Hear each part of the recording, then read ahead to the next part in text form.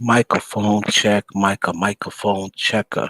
Microphone check, microphone checker. Ribbity row. Bruce scan reduce, then I go so. Flickety flame on. Like banana, yo, bro. A chickity junk, chickity junk. Don't habits.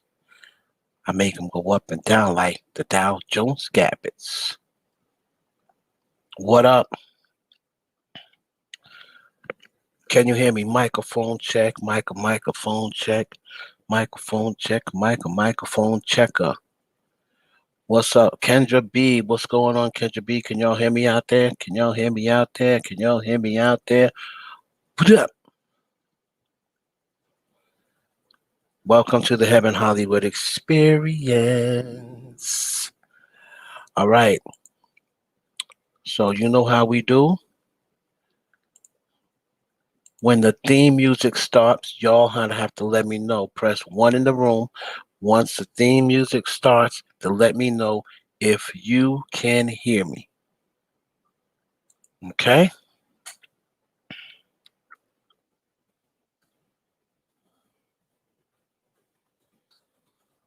Okay.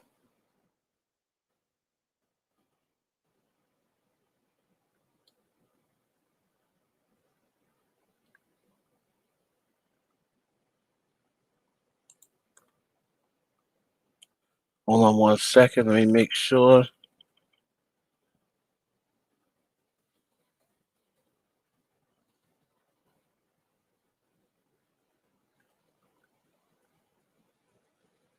Hold on, y'all.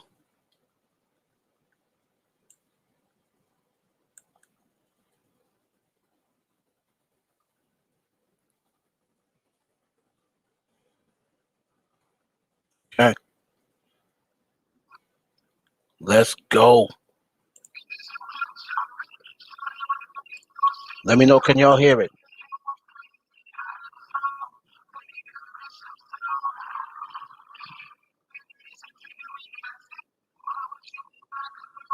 Y'all hear my theme music? Yes. Let's go, y'all.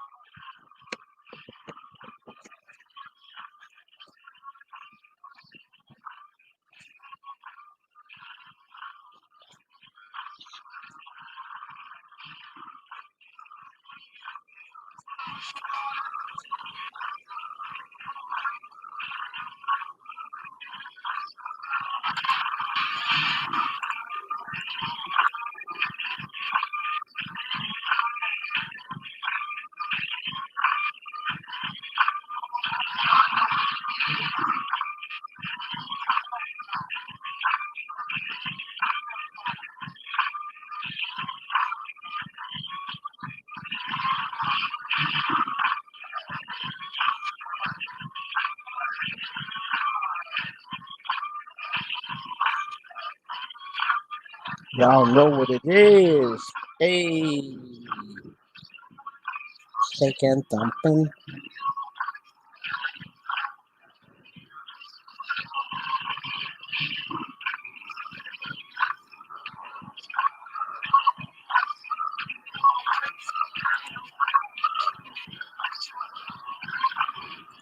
Welcome, niggas. It's your boy Evan Hollywood. It's the Heaven Hollywood Experience. Shout out to all the heavy hitters.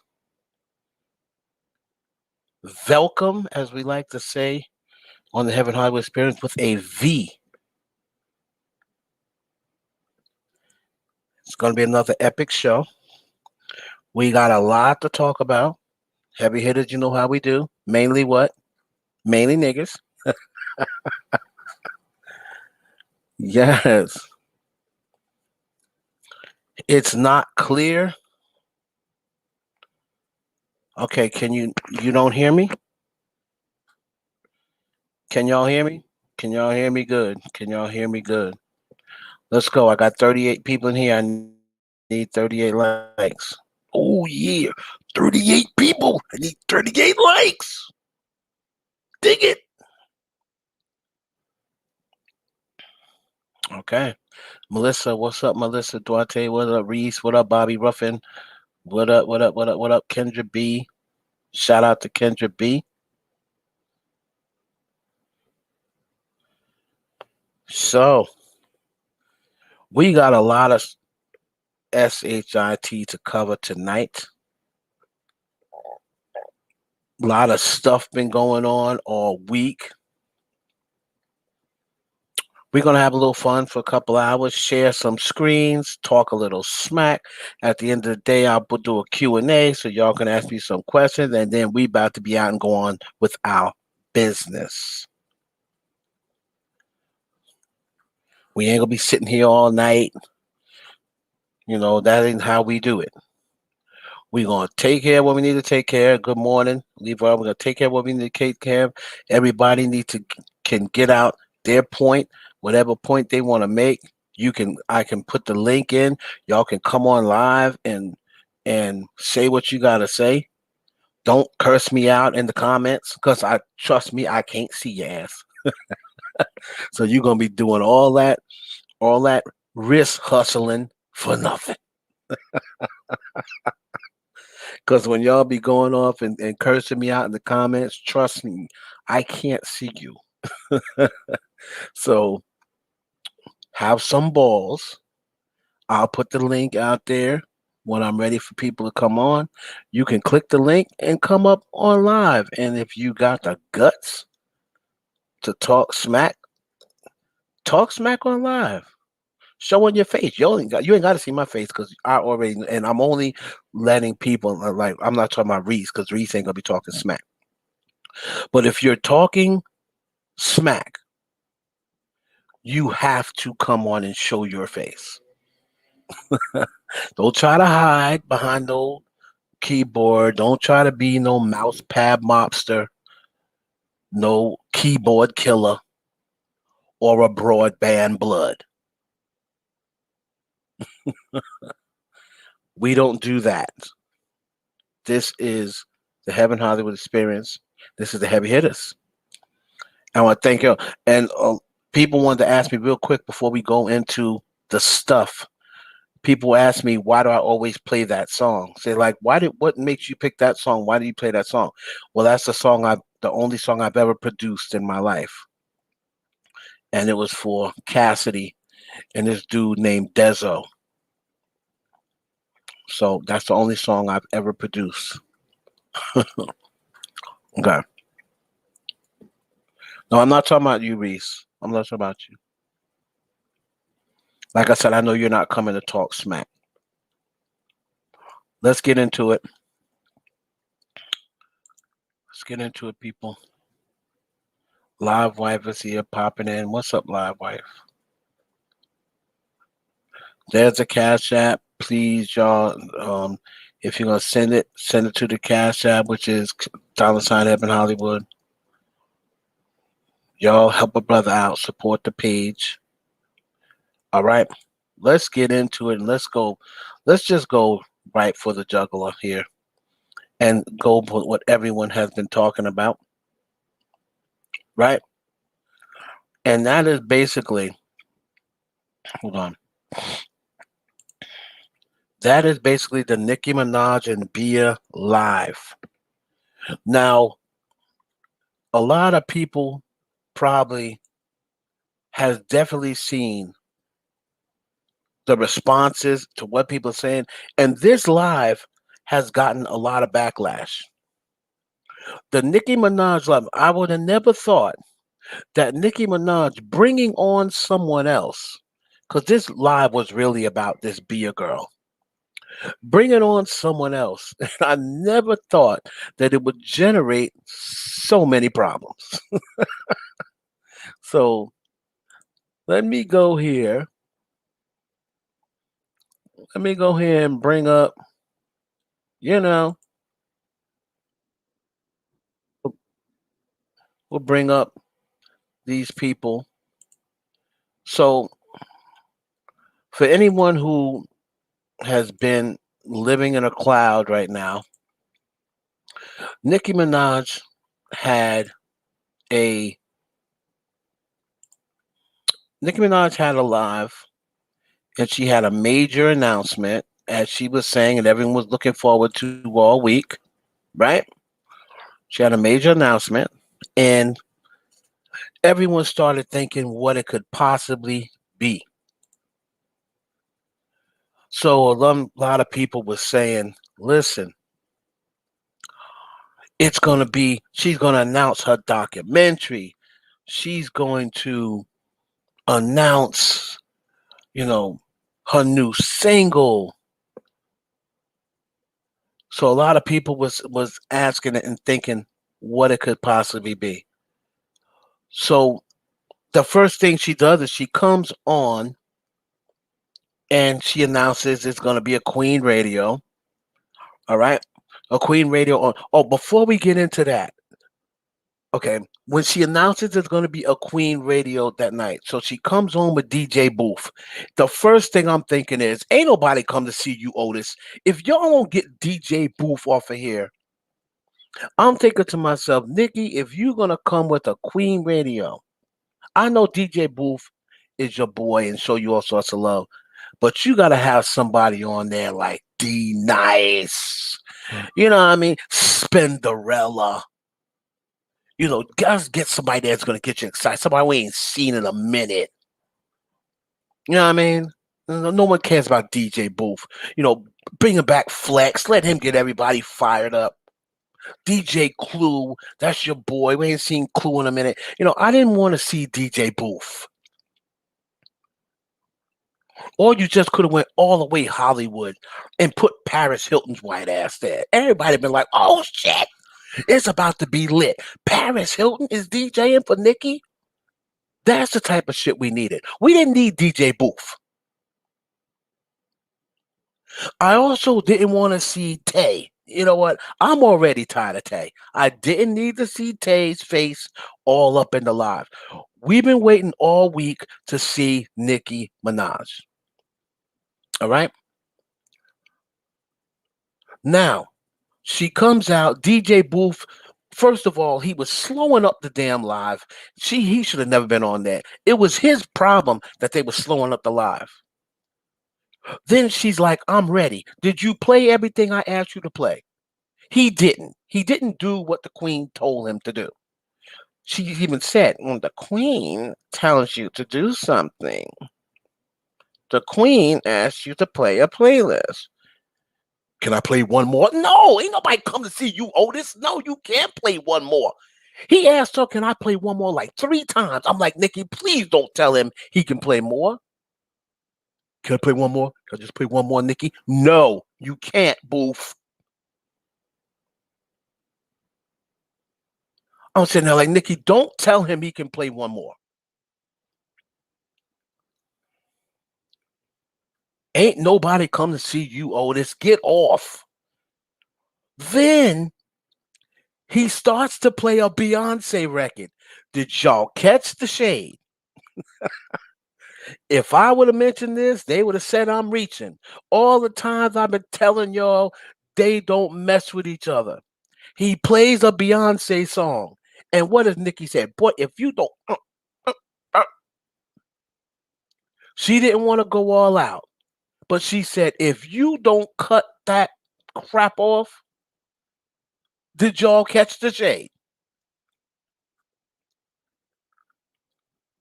Thank you.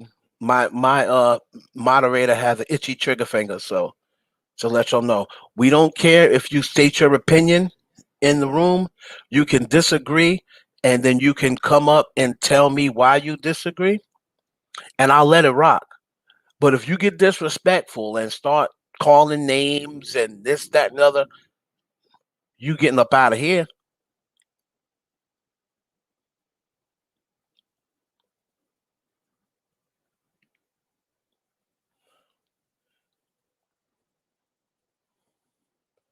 So he started to play. What song was that by Beyonce?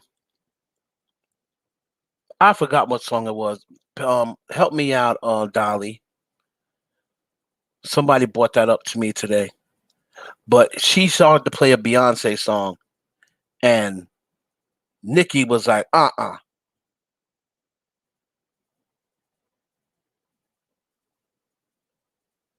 Okay.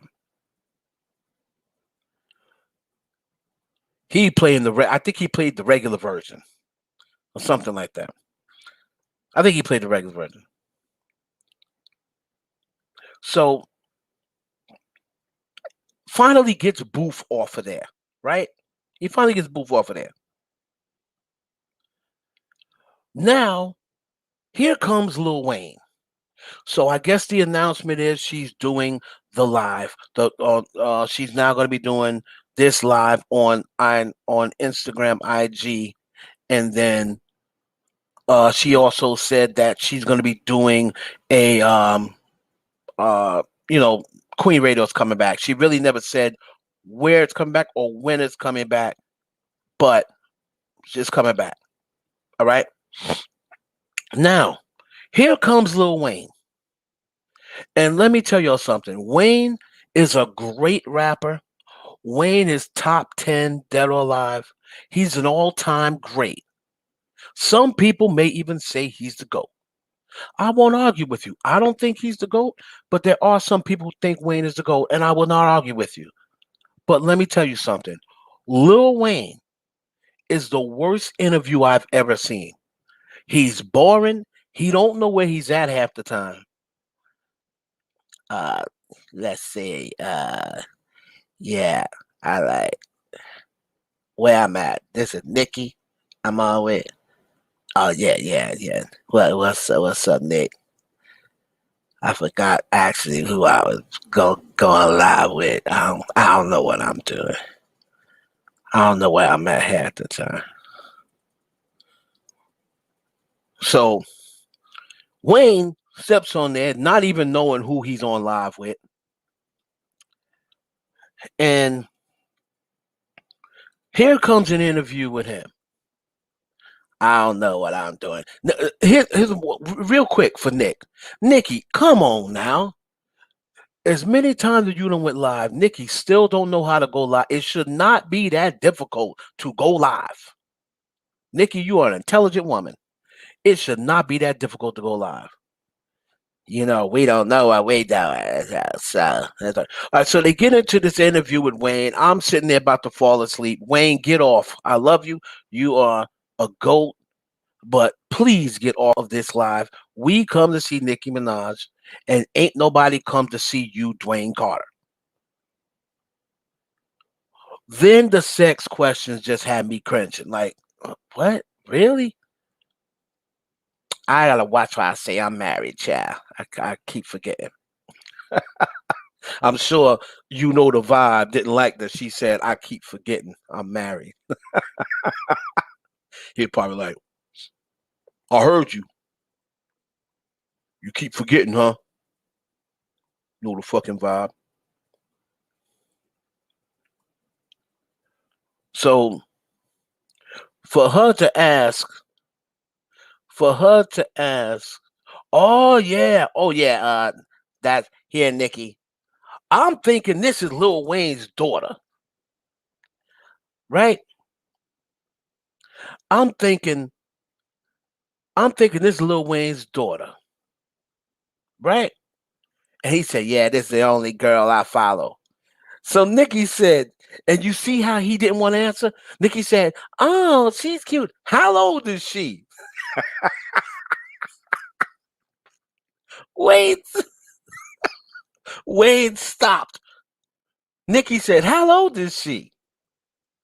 He said, that's the only one I follow on Instagram. How old is she? 8. So Wayne didn't want to answer. Did y'all beat that? He got quiet like, oh man, why did she ask me that?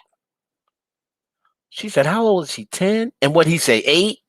Wayne, bruh, why are you hanging out with an 8-year-old and you ain't got your kids there? I can see if she's over hanging out with your kids. Well, why are you hanging out with talking about she's the only one I follow? So you don't follow this wife? Oops. We're gonna get to that too. Well, we're gonna get to everything. So we gotta move quickly because I got a lot of stuff to talk about. So After he says he only follows an 8-year old, she hits him with the sex question is just cringeworthy. I couldn't even listen to it. Talk about he like them on top and where they can't move and all this. And Nikki's looking at him like, really, nigga?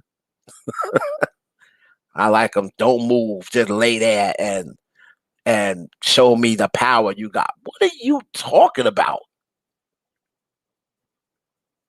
What are you talking about, Wayne?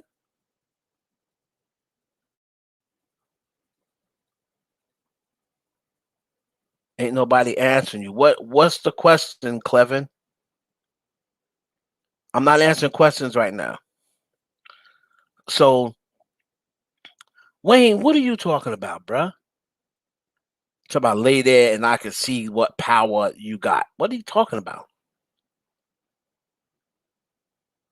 So then she asked the question. Then she starts getting to the shits. So I was like, "Are you married, child?" And then Wayne, I don't care what he says. I've already seen pretty much got the tea on that. Wayne, you are married to that woman. If you're not married to her, you made it seem as though you were married to her. Because I see the text messages to your ex mistress or whatever. I've seen all the text messages. I've seen the conversation. So if you're not married, Wayne, you're telling people you are. So don't try to act like, oh, these and the silliest thing. What happened was, no, I'm glad you asked that. No, they saw my sons playing basketball, and I had a picture that said the Cardis, and they just took it that I was married. What? Wait, what are you talking about?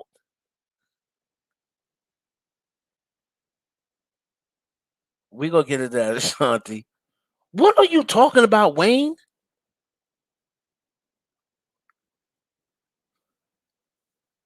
Talk about some bad they basketball and but what?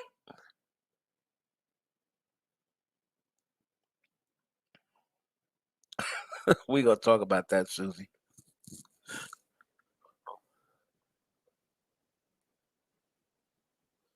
So he talking about some date. That's why they said he was married. No, Wayne. No, that is not why people say you're married. But anyway, forget about that. All right. She gets off, right? She gets Wayne off of there, thank God. Drake's in the comments. Here comes this Bia girl. So once Bia came on, I knew what it was. I said, all right, she's announcing this remix that had actually leaked hours prior. So the surprise was already ruined. Now, from what I got back, what I was told, one of Bia's people, one of Bia's people was too excited and they leaked the record. Okay. It wasn't a fan. It wasn't what I heard. One of Bia's people on her team was a little too excited and they leaked the record early. They said, oh, they got mixed up with the time. They thought that they had already previewed it or whatever the case may be. So they leaked the record. Then the record ended up being pulled off of social media. What I was told was somebody on Bia's team just jumped the gun and they leaked the record. Okay, but Nicki now has Bia on uh on live with her.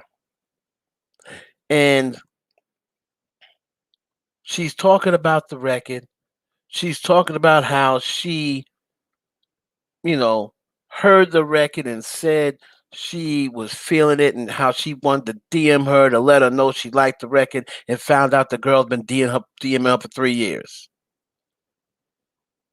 Drake, again, we're gonna get to Drake too. We're gonna get to Drake. So the backlash is coming. Now people want to ask, why is there backlash? Why is there backlash? Well, there backlash because you know how people are on social media. They start digging and remember that this girl had shaded Nicki Minaj in the past. She had shaded Nicki Minaj in the past. She had it was just a few months ago where she was talking about how hard Cardi went on Big Paper. By the way, I did tell y'all that was fire, but y'all don't want to believe me. How hard Cardi went on Big Paper. She was just doing it just a couple months ago. So, of course, the Barbs are going to bring that up. Now, Nick, this is what your Barbs do. So you can't expect it. Nikki looked like she got a little bit. Oh, don't come down on her. She knew about the tweets. Don't come down on her. She's deleting the tweets. So she ends up deleting the tweets, right? Okay. Now here comes more backlash. She has this girl on here. Nikki and her fans know that Nikki has an issue with loyalty, right?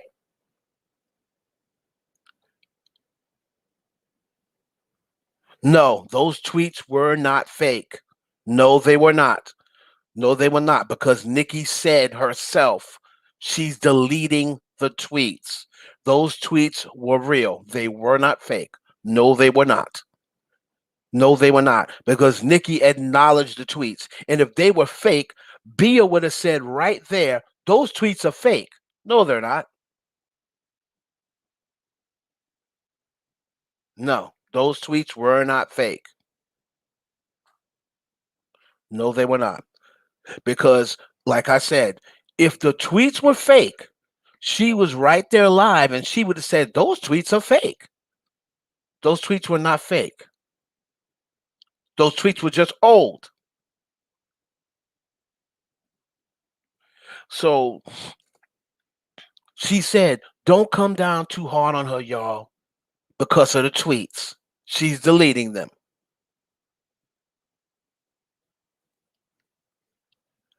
The tweets to Cardi B were 100% real, because she said something about Big Paper. I would love to work with Cardi.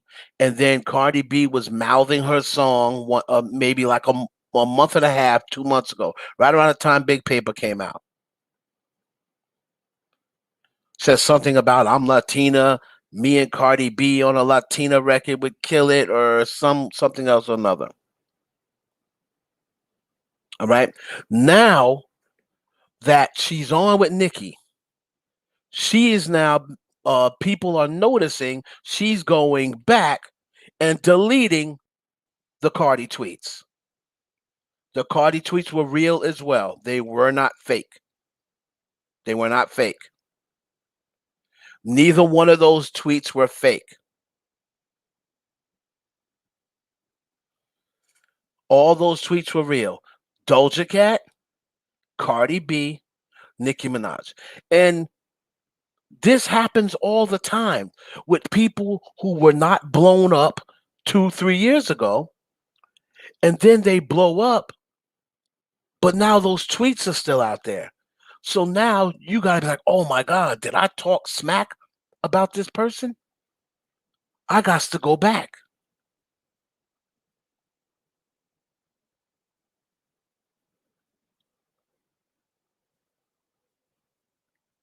I got to go back. Again, if those tweets were fake, why did Nikki say, don't come down too hard on her? She's deleting the tweets. Bia didn't say those tweets are fake. That would have been the perfect time for her to say right there, wait a minute, I didn't tweet anything about it. Those tweets are fake. That would have been the perfect time.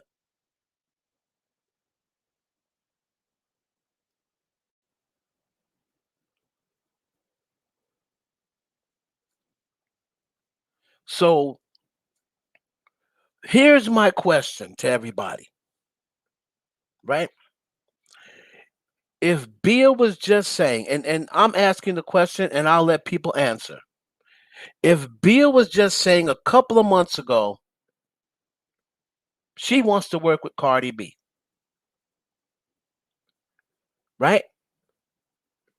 Um, Also, when asked a question about who is her inspirations, she said Nicki, Foxy, and MIA. But when she was asked that question on Hot 97, a lot of people brought this up as well. She said Nicki, Lil Kim, and Foxy. So people are thinking that she just said MIA because she didn't want to say Lil Kim in front of Nicki. Because when she was on Hot 97, she said Nicki, Foxy, and Lil Kim.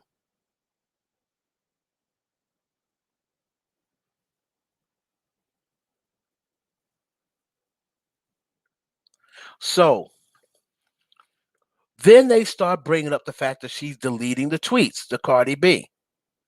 Okay. So people are saying, oh, here's what happened. I'll tell you exactly what happened.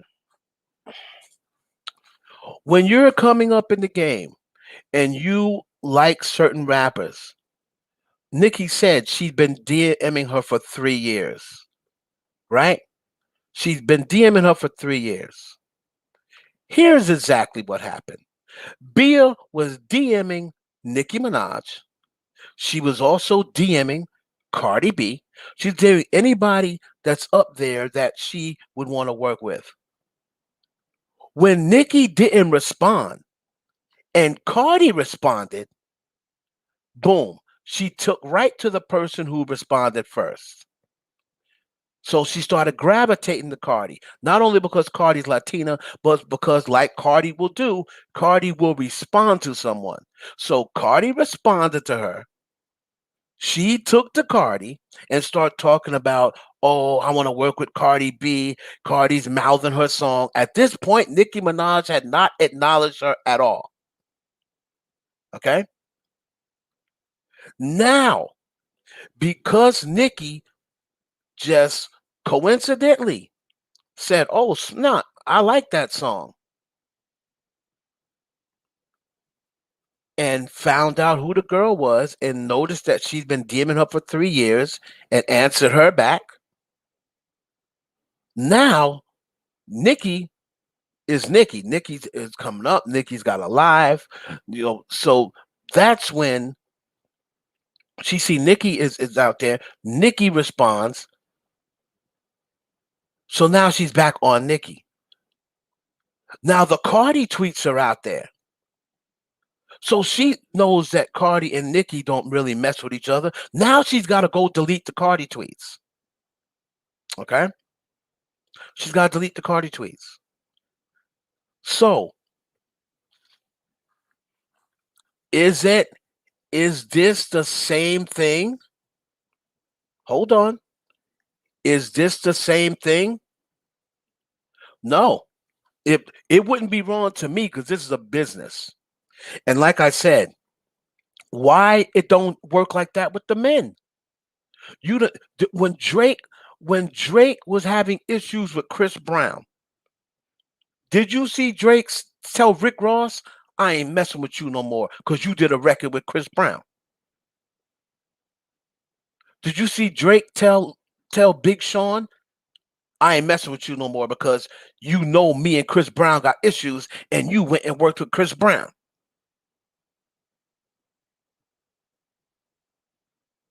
You see what I'm saying? There's men that did the same exact thing. Why does it only count with women? And most of the time, it's Nicki and Cardi. Most of the time, it's only them two because they didn't drag Ariana for going to work with Megan. They didn't drag Doja Cat when she got on the record and was hugging all on Megan. It's only Nicki and Cardi. It's only them two. It only counts when it's them two.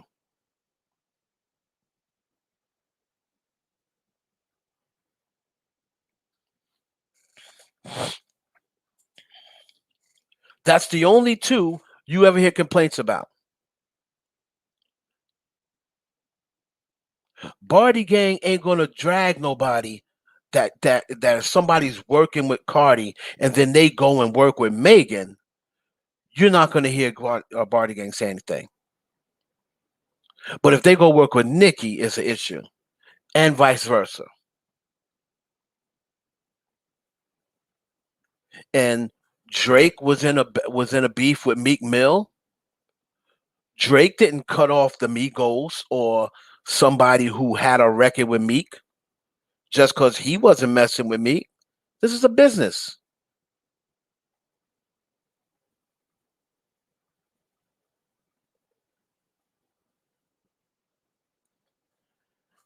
Anyway, so that is why this is the backlash Nicki is facing. So now people start saying she only linked up with Bia because Bia had beef with Doja Cat, right? Bia had beef with Doja Cat.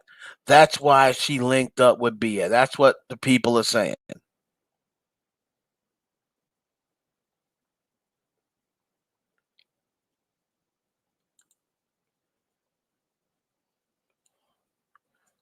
Now, people are saying Nicki is made her delete the Cardi tweets.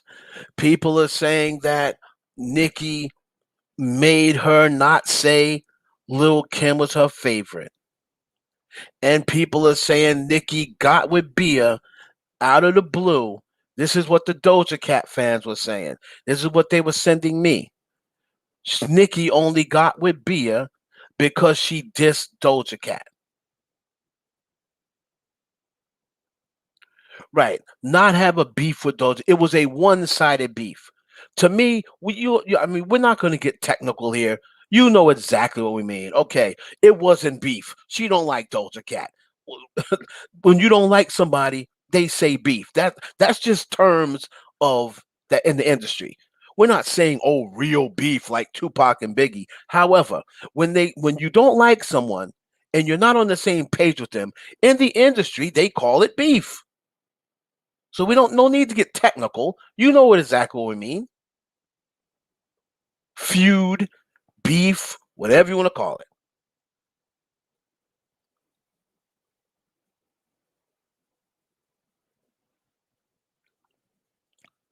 The whole thing was one-sided because of some record that Doja Cat was on with Bia. It was some dude. I forgot the dude's name, Scriggs or Scripps or whatever heck this dude's name was. He was on. Bia was on the record. I believe Doja Cat was on the record with this dude. And Bia made some comments about Doja Cat and about cocaine. And I don't like coke. And you can smoke weed, but lay off the cocaine. That is not the reason why. They said no, they didn't say that. One person said that. That is not the reason why. Because at that time, they wasn't pushing Doja Cat. Doja Cat hadn't blown up at that time yet either. So that can't be possible. Because Doja Cat hadn't even blown up at that time. Not yet. And on top of that, Bia has been on a couple of labels. Now, I believe now she may be on RCA like Doja Cat. They got into a specific riff because Bia and Doja Cat, Bia felt as though Doja Cat was pretty much the same artist as her. She was out before Doja Cat. Bia felt as though Doja Cat was a little bit too much like her. It had nothing to do with someone was pushing Doja more than Bia, because at this time, Doja Cat hadn't even blown up.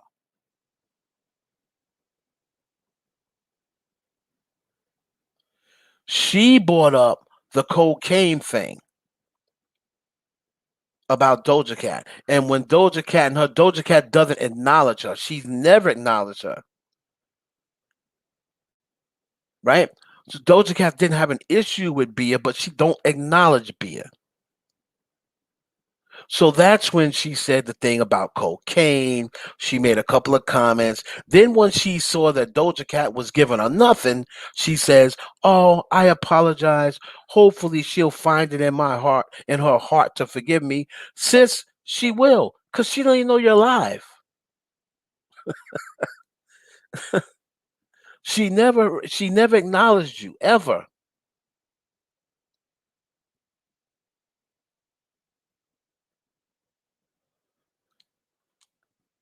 Question: Why is Nicki mad at Megan? Yes, Megan used Nicki, but she also used Megan. Megan helped Nicki get clout and allowed her to get on the record, so it benefited both. I think that was. I think in the long run it benefited both. We're not going to get back on them, but I will answer the question. It benefited both, but it did benefit Megan more because now if that record had a went number one, then I would say Nicki benefited just as much as Megan. But that record didn't go number one. And that record was already done. Megan begged Nicki to get on that record. Nicki didn't beg Megan to get on that record. Nicki didn't even know she was getting on the record. Megan said on live, "You're getting on this record. You getting on Hot Girl Summer." Because Nicki wasn't originally on Hot Girl Summer. And Nicki didn't know that she was gonna bump into Megan. And then they was gonna click, and Megan was gonna say, "I want you on this record." So she begged Nicki to get on that record. Nicki didn't beg Megan to get on that record.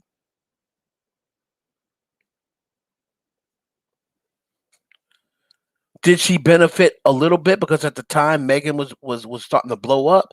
Yeah, but Megan benefited more from that collab. She benefited more from that collab because she got a cosign from the best. So if you get a cosign from the best, that goes a long way. Than Megan co-signing Nicki. Megan didn't really need to co-sign Nicki. I mean, Nicki didn't need Megan's co-sign. But so did they both benefit from it? Yes, but Megan benefited way more. Thank you for that question. So Bia has the tweets out there about Doja Cat. She didn't delete those. Those tweets didn't get deleted, if you notice. And that's why a lot of people are talking, so after she said, please let her forgive me, forgive me, Doja Cat still have never, unless I'm wrong, you can let me know in the comments. Doja Cat has never acknowledged this chick. He's never acknowledged this chick.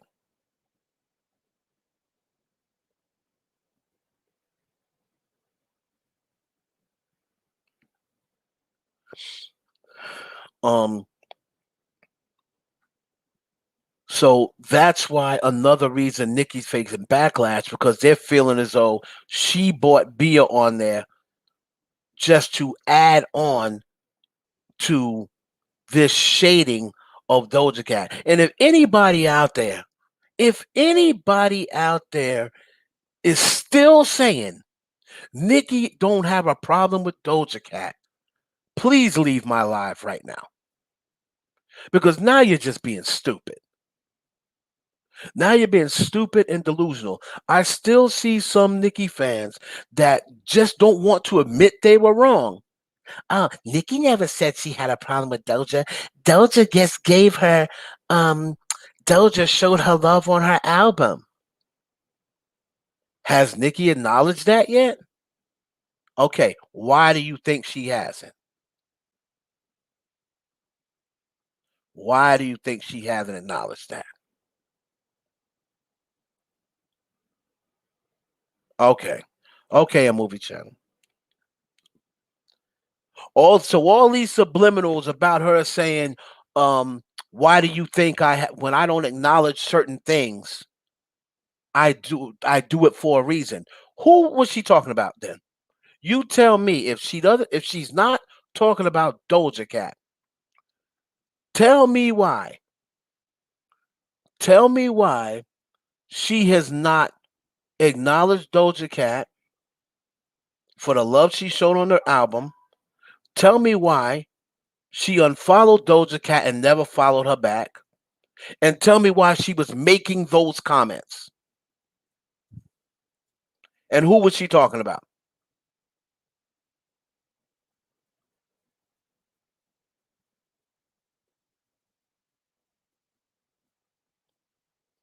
Okay. All right. Get Nicki out of here. You don't come in here cursing at me, you fucking hoe. This is my shit.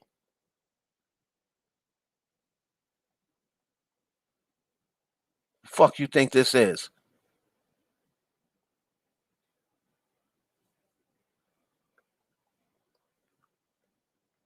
Like I said, you can disagree all you want. The moment you come about your neck and say some dumb shit or curse at me, you getting the fuck up out of here.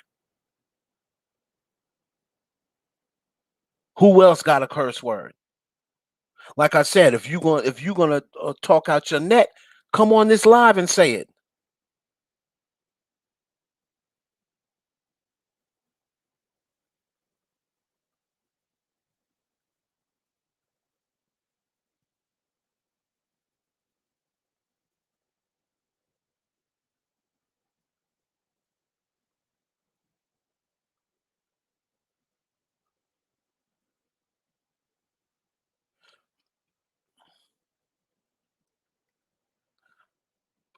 Dina Lee, get out.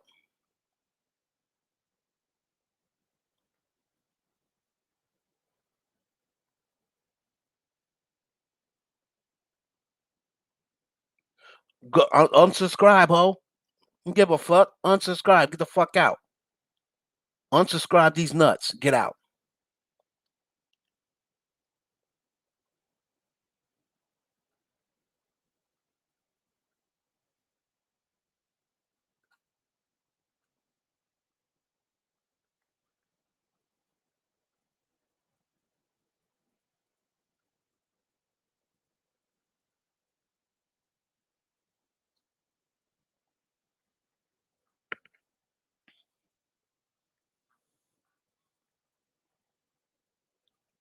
You get the real in here. I ain't sucking nobody's kneecaps. Who else got something to say? We can get you up out of here too before I move on.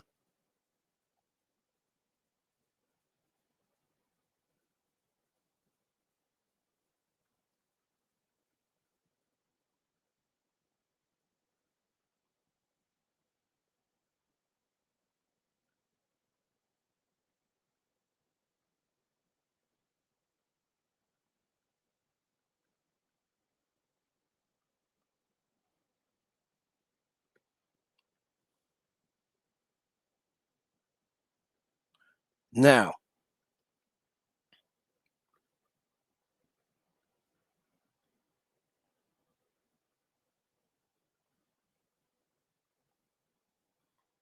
anybody want to get blocked and never see the channel again? Keep it up.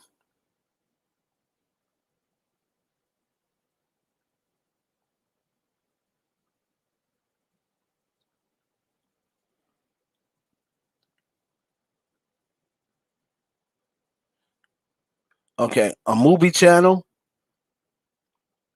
Bye.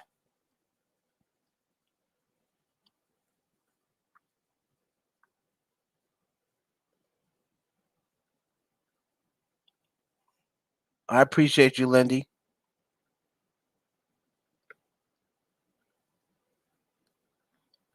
Anyway, so back to Bia and Doja Cat. After Bia made the comment and said, I'm sorry, hope she'll forgive me.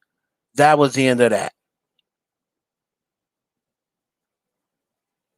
So She has not said anything that I can see to Doja Cat, and I don't think Doja Cat has said anything to her since then. But people are bringing it up, and that is a reason why they are dragging Nicki into all the backlash that she's facing from this live. What's next? I pretty much went over this. Why are people dragging Nicki Minaj for her Instagram live? The only thing she did was come on and show another female love,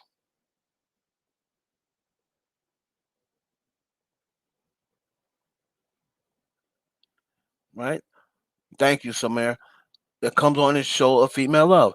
Only thing Nicki Minaj did was show another female in the game coming up who really haven't had a cosign yet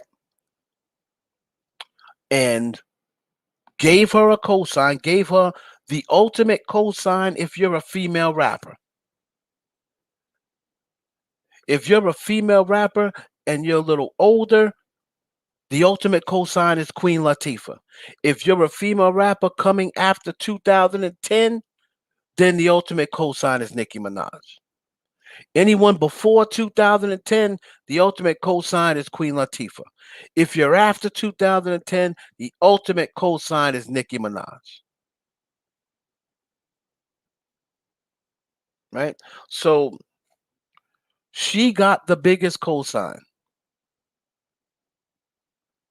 Then people are asking. So then if she came on and she showed this young female love, why is she getting dragged? Well, I pretty much just went over the reasons why.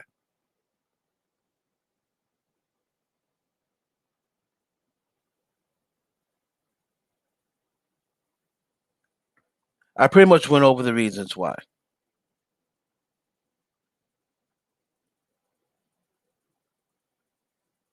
So if you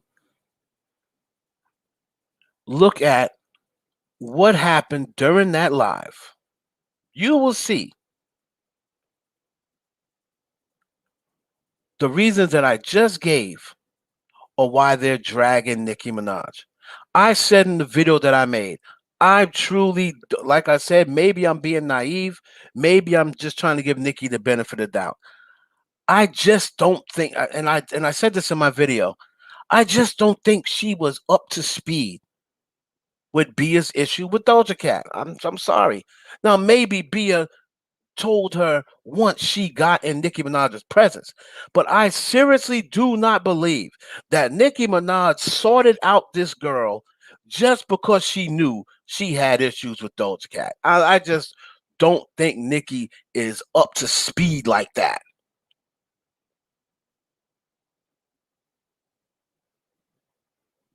That I don't believe.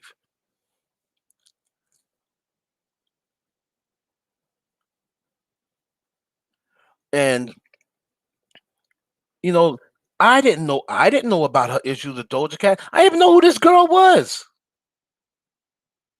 So for people that saying, oh, they believe Nicki sorted her out purposely, I don't believe that.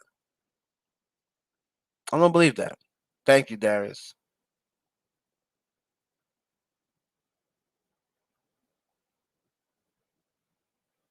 So thank you, Darius. I appreciate you. So I don't believe that she sorted her out for that. Um, do I believe that Nicki told Bia to delete the Cardi B tweets? No, because I don't think she knew about that either.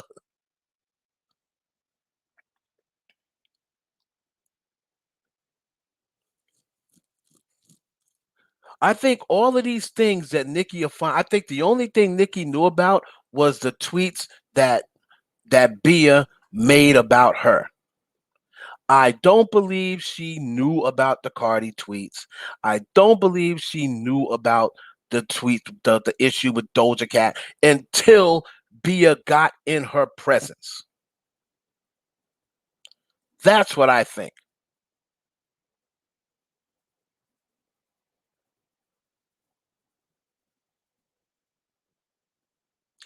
True, I do, but I just don't believe Nicki's been around enough. You see what I'm saying? And yes, the industry does talk, Marie, but over the last 12 months, Nicki hasn't really been. And who in the industry talks to Nicki? There's not, there's not many people in the industry over the last few years, over the last few months that talk to Nicki. You see what I'm saying?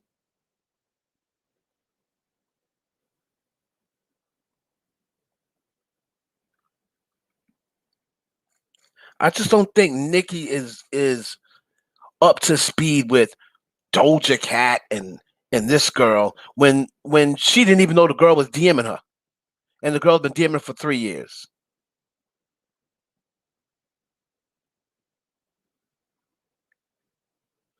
Jay and Meek are in the studio. Jessica said, "Nobody look on Twitter. Jay and Meek is in the studio." You think she knew Jr.? Okay, well, that's your opinion. I definitely respect your opinion if you believe that. Exactly. She didn't even know what was going on with Wayne, and Wayne is her mentor. She said, "I just heard this rumor, child, that you was married." That rumor's been going on for months. So if she didn't even know what was going on with Wayne, how you think she's gonna know what's going on with Bia? And she didn't even know that Bia who that Bia made the record. She said, "I heard who made the record. I was just trying to message her to say, keep doing your thing. I love the record." She didn't. She wasn't like, "Oh, that's Bia. Oh yeah, I heard of her before." Nicki didn't even know who the girl was.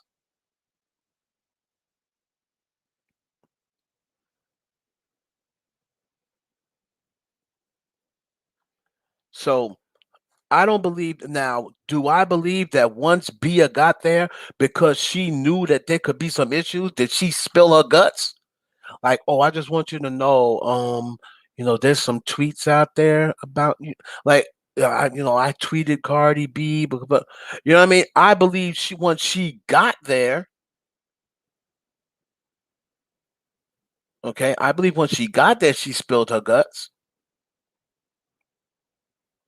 But for all of those reasons that I gave, that's the reasons why, fairly or unfairly, and I say unfairly, because the only thing Nicki was trying to do was put this girl on. They're also dragging Nicki because a lot of the Bobs just didn't like the fact that she made this big old deal about someone other than her. And I said in my video, and you can tell from Nicki's tweet, as far as her about to go off and drop names and then didn't, I made in a video and I said it in the video the reasons why. And then she pretty much confirmed what I said by her tweet and her post. She was about to go in, but then you have to remember, Nicki is a mom now. Nicki's a mom now. So she's not going to really approach things the same way she would have a year ago. So while she wanted to drop names, and I think she came there with the mindset, you know what? I'm tired of it. I'm a drop name because she's been saying she's going to. I got some things to address, child. And you notice that she didn't do it because I think Nicki started thinking, like, you know what? Do I really want my kid in 10 years able to access me with this type of energy? I really feel as though she's thinking different now. And I said it in my video. She's not going to name names. People think, "Oh, she's going to do it next time." No, she's not. She's not going to drop names.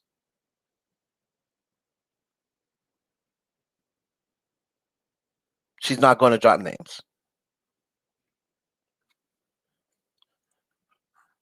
And that's what I said in my video. That's the reason why I believe she didn't. Because she thought about it. And from everything that I'm hearing, she's in a totally different mindset. She's in a totally different mindset. And she does, from what I was told, she does want to have another kid. because she's always talked about two kids. And of course, she wants to have it with the same guy. So, for everybody, including myself, who don't like Kenneth Petty, too bad. He's going to be around, and she will have another kid with that dude. You can take that to the bank. What if she does address it? I don't think she will, Alicia. If she does, that'd be cool because we all love the mess. Like she's only going to say what we all know she's thinking and what we all know is happening. Anybody that's watching what happens, anybody that's been watching what happens, what she did to Little Kim, she ain't doing nothing to Little Kim. That's just a narrative that's been out there. The only thing Nicki did to Little Kim was just take her crown. But this is a competitive sport. That's the one narrative that's going that I don't care how much proof you come with to prove otherwise. People act like they don't see it. People act like they don't see it. People act like they don't see the hundred of videos that Nicki put out giving Lil Kim props. So no matter how many times you play that video over and over and over, everyone acts like they don't see it.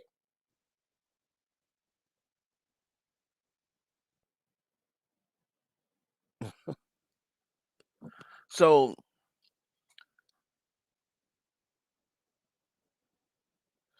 Nicki is going to forever go to her grave with people saying, "Oh, that's her karma for what she did to Little Kim." What did she do to Little Kim? Nobody can ever tell me what she did.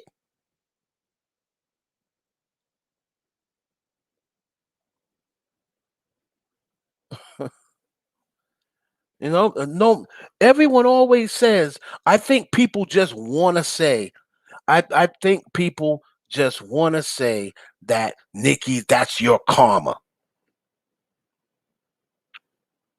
for what you did to Little Kim. Well, what did she do to Little Kim? Little Kim was WASHED when Nicki came out. Watch the watch the. To all the Little Kim fans, I'm sorry. She was washed when Nicki dropped.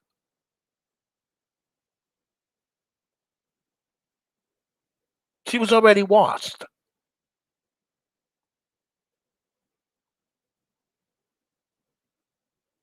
Nicki didn't wash up Little Kim.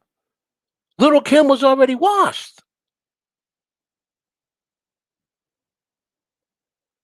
When Kim went to jail, she washed herself.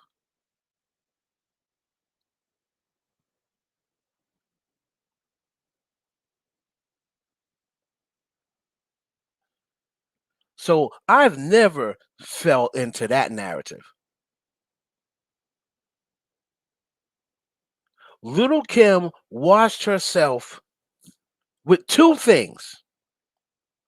Once she went to jail, they think Nicki used Kim for a stamp of approval and then blew up.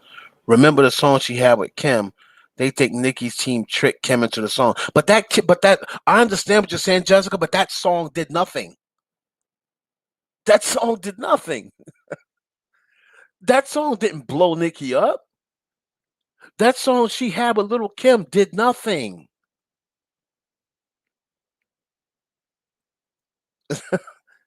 You see, I could see if it was I could see if it was Itty Bitty or, the song with Trey Songs, or if she had a song with Nicki and she put Nicki on the record and that record that she had with Kim, Kim was trying to make a comeback. Kim was trying to make a comeback.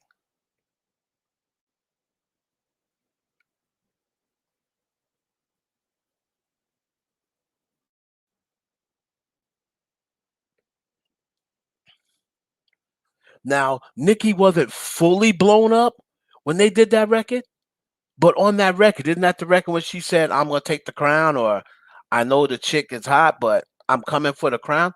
That's what she's supposed to say. Like I said, this is competitive. Lil Kim, if anybody wants to look it up, do y'all want to go back on YouTube and see how many people Lil Kim disrespected? How many female rappers Lil Kim disrespected? Way more than Nicki Minaj. Way more than Nicki Minaj.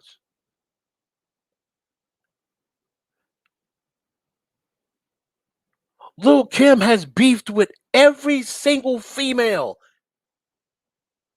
in her era.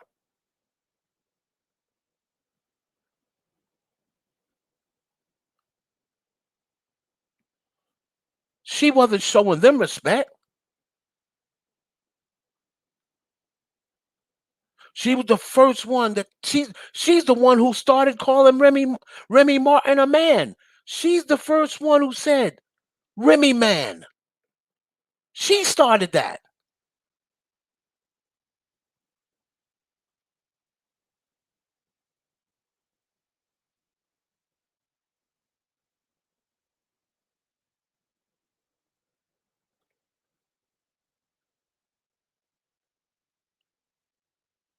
She disrespect Foxy when Foxy was coming along. When Foxy was around the same time she was. She had her people shoot at Foxy's people.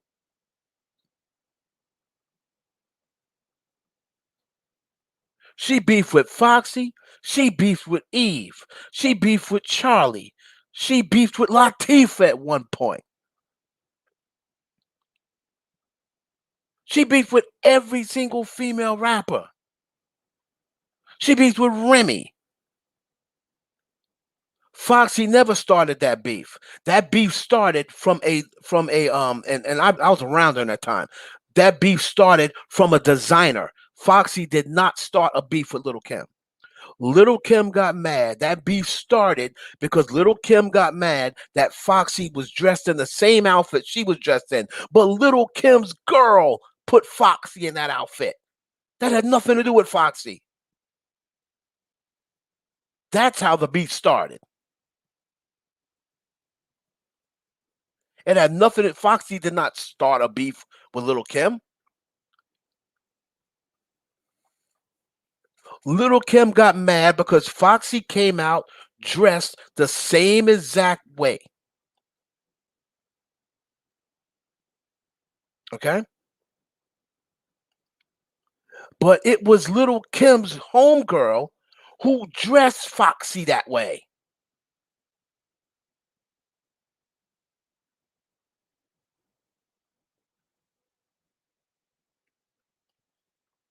That's how the beef started.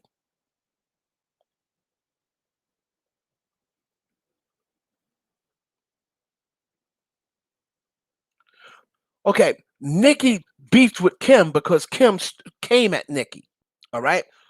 As far as the Nicki and Megan thing goes, Nicki's mad at Megan because and you have to remember something. The Nicki and Megan thing has still not came into fruition yet. Neither one of them has still said they just really throwing sub shots, right? They're really just throwing sub shots. The Cardi thing, okay, we already know what happened with that, right? But Nicki has not. No, Little Kim was on a full-fledged beef, calling names, dropping names, um, incidents, physical incident. The only real beef that Nicki has had that has been back and forth is Cardi. Nicki don't know why Kim started coming at her. Kim came at Nicki because Nicki snatched her crown off and didn't really want her on the record with her.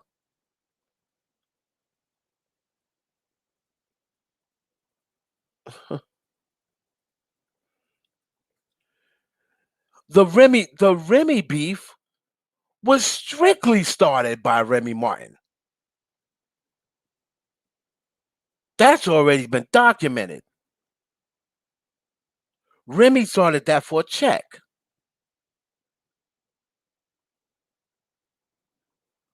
Because Remy Martin kept saying on the radio after those songs had already dropped, I don't have no problem with her. Like I don't know why people want you know me to have a beef with her because homegirl never did nothing to me. So I don't have any reason. Like ever since I was locked up, like she was showing me love. Like free Remy. When I was locked up, she was showing me love. Um, She's never been nothing but nice to me. She said this 2 months before she dropped before she dropped Sheetha. She said that 2 months before she dropped Sheetha.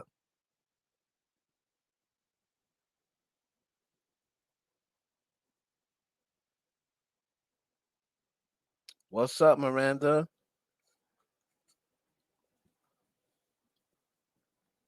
2 months before she dropped Sheetha, she just said, I have no problem with Nicki.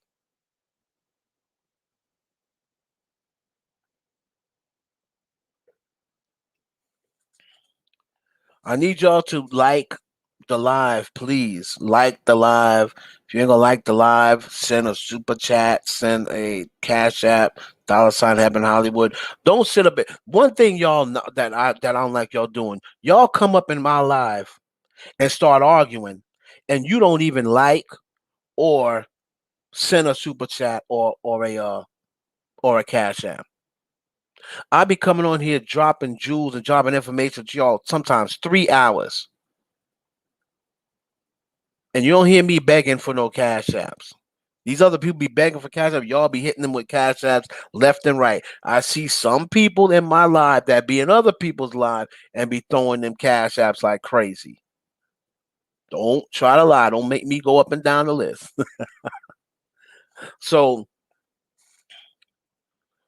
we're gonna move on. That's the reason why we kind of got off track, but that's the reason why she was getting dragged. As far as that, next, I want to talk about this real quick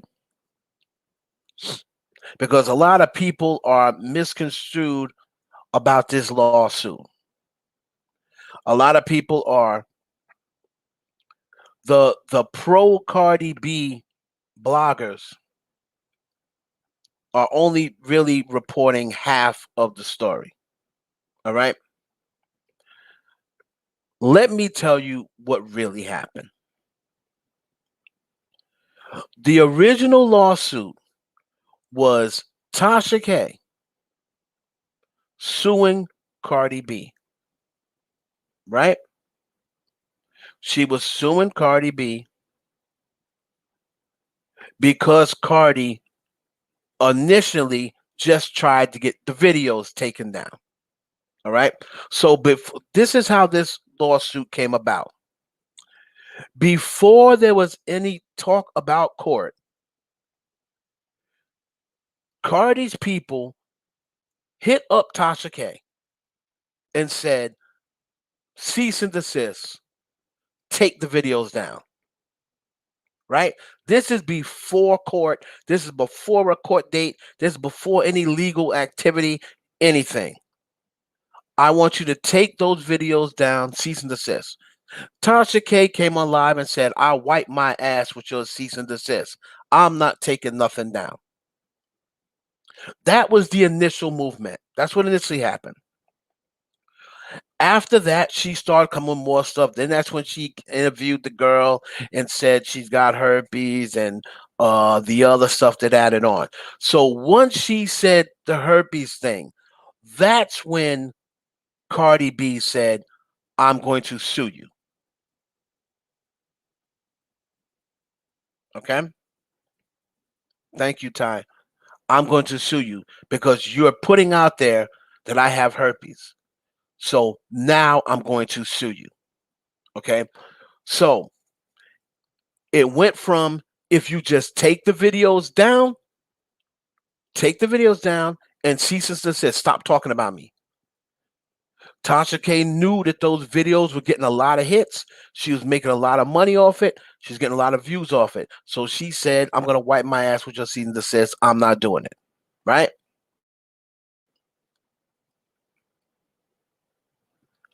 Then she went and, hold on.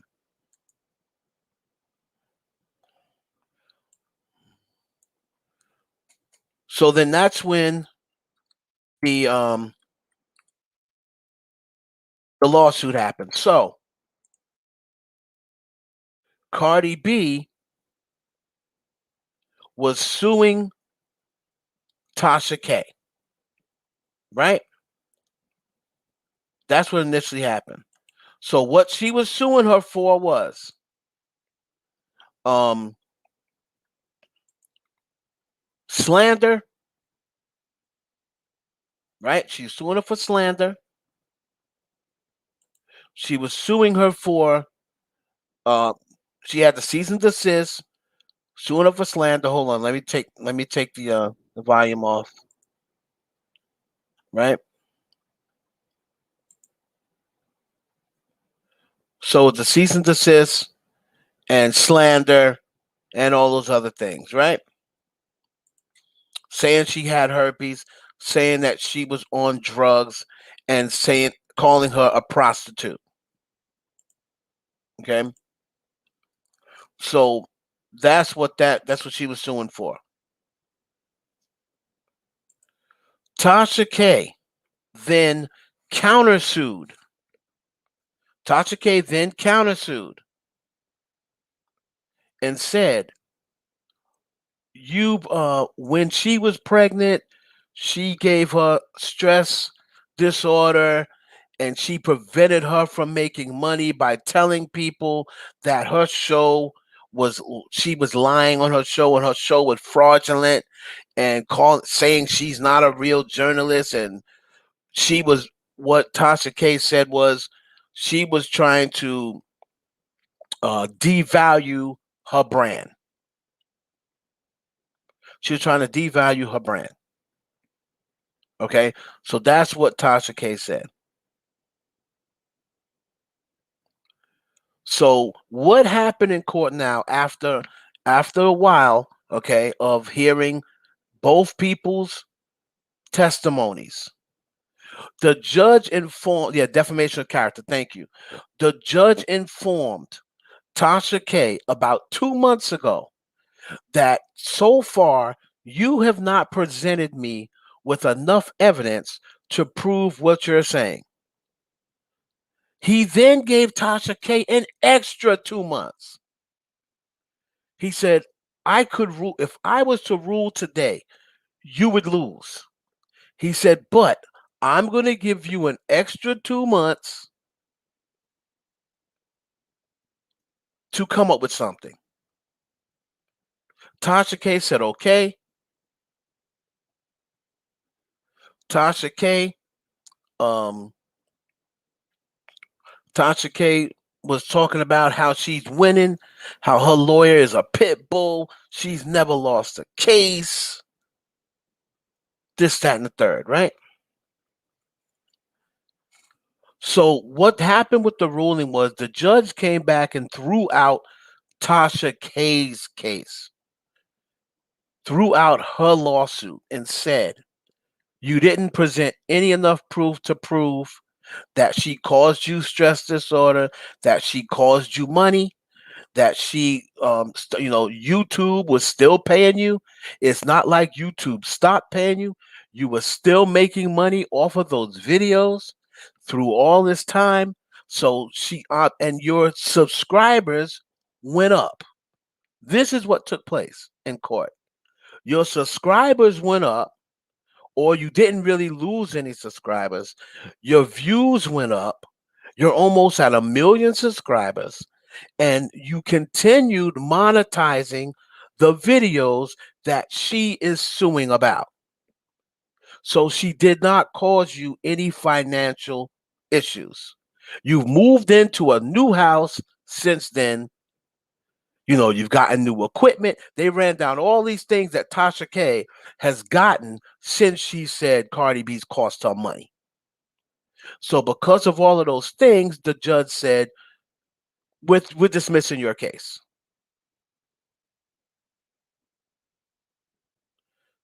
No, the countersuit is not thrown out.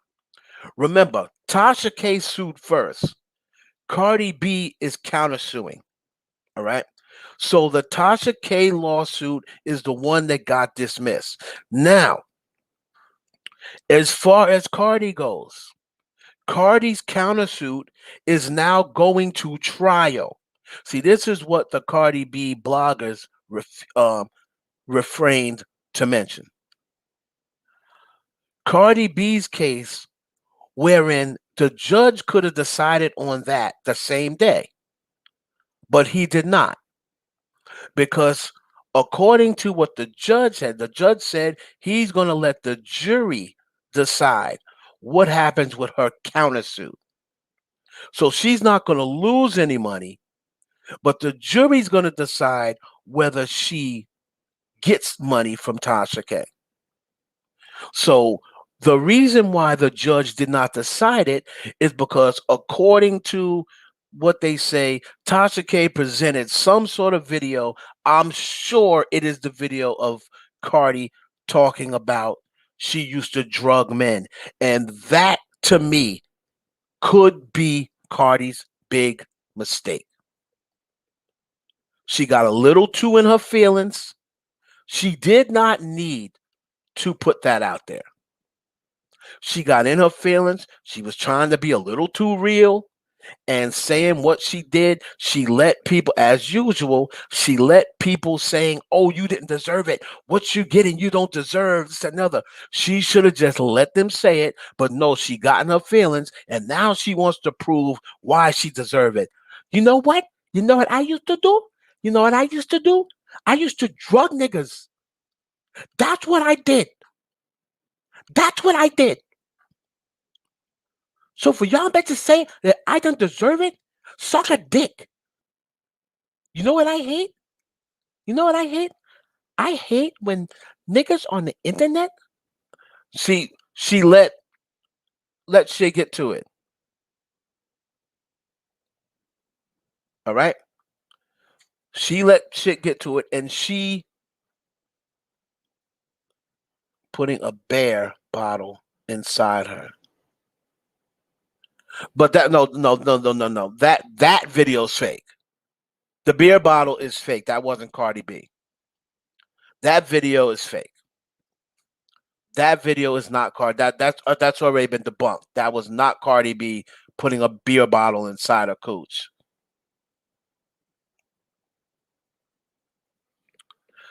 No, that video is that. Trust me, that video is not real. Cardi B did not let a person put a beer bottle inside. And on top of that, that still doesn't prove what Tasha K was saying. That has nothing. Tasha K was not saying anything about a beer bottle. Or just, Tasha K's claims were she's on drugs, she was a prostitute, and she had herpes. All right. She was just trying to send that video there to add to her loss, to add to her claims. All right. But that's not even what the judge is talking about. So, according to the judge, he has a video proving, hearing Cardi say she used to have sex with men for money, right? And she uses pills. That's the claims, not about the beer bottle.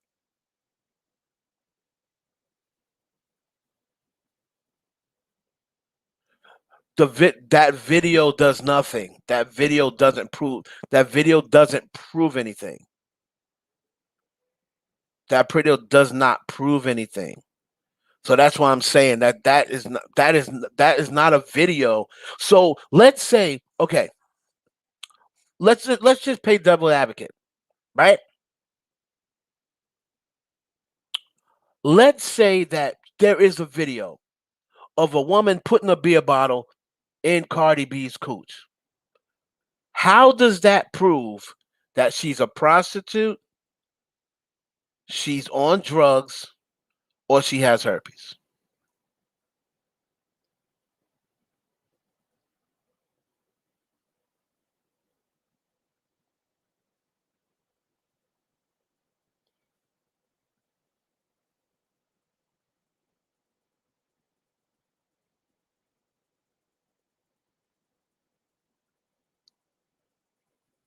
Okay, so I guess it doesn't.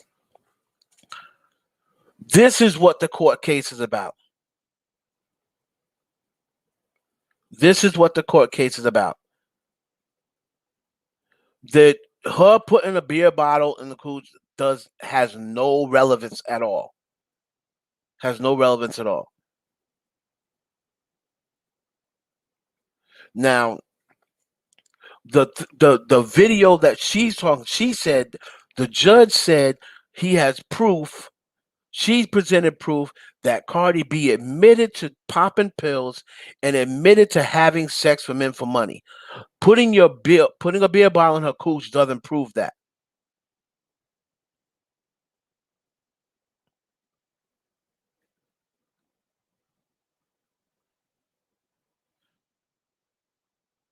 Right. So that's what I said.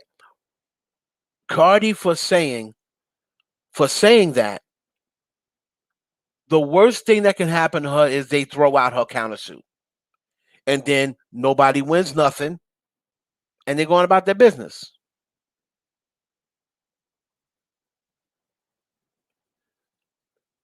So she will probably win the cease and desist, because if she can't prove that she has herpes,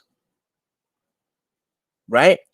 But if the jury says, yeah, she did say she had sex for money.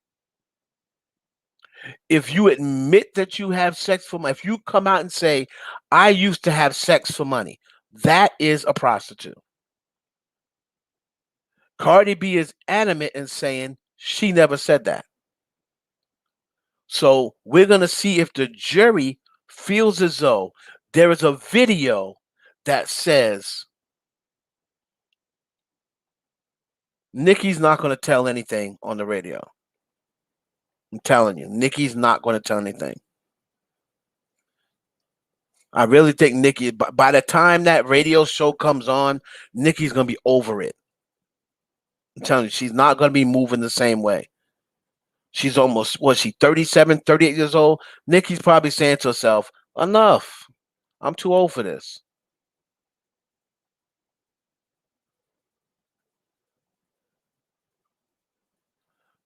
Well, if you heard it, just tell me where. I haven't heard her say that I had. I heard her say. I heard her say, yeah, yeah. She brought men to the hotel, making them believe they were going to have sex, and then she drugged them and took their money. I heard her say that. I heard her say that. But you see, she can't deny that because she said it on video. So when Tasha K brought that up, that's why Cardi B's not suing her for that, because she did say that. She said that out of her own mouth. But from what Cardi B is saying is, I've never said that I had sex for money. I said I made them think they were getting ready to have sex with me. And I drugged them and took their money. So it really depends on what the jury thinks when they hear. If there is enough evidence for the jury, and to me, I think that Cardi B has a better chance of just not winning nothing than winning something now that it's went to a jury, because you know there's going to be some people on that jury who can't stand Cardi B. She has people who dislike her. So there's going to be, and people don't really know Tasha K. So to me, she has less of a chance of winning something from Tasha K by it going to trial. she had a much better chance with the judge deciding it. But because the judge heard those other things, he couldn't make that decision. So he's going to let the jury decide whether she gets money from Tasha K or it's just a wash.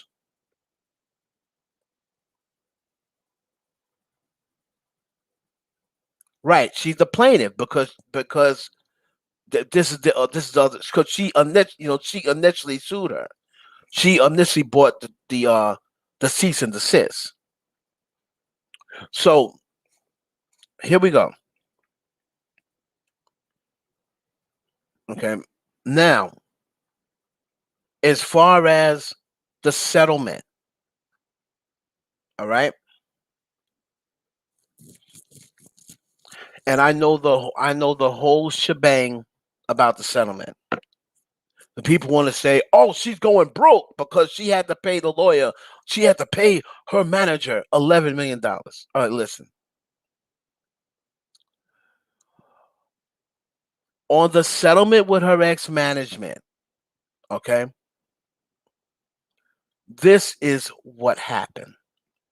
We're not going to go on speculation. I'm not going on, oh, we think. This is what happened. From invasion of privacy, from the merchandise, from the record sales, from any sponsorship for the album, right?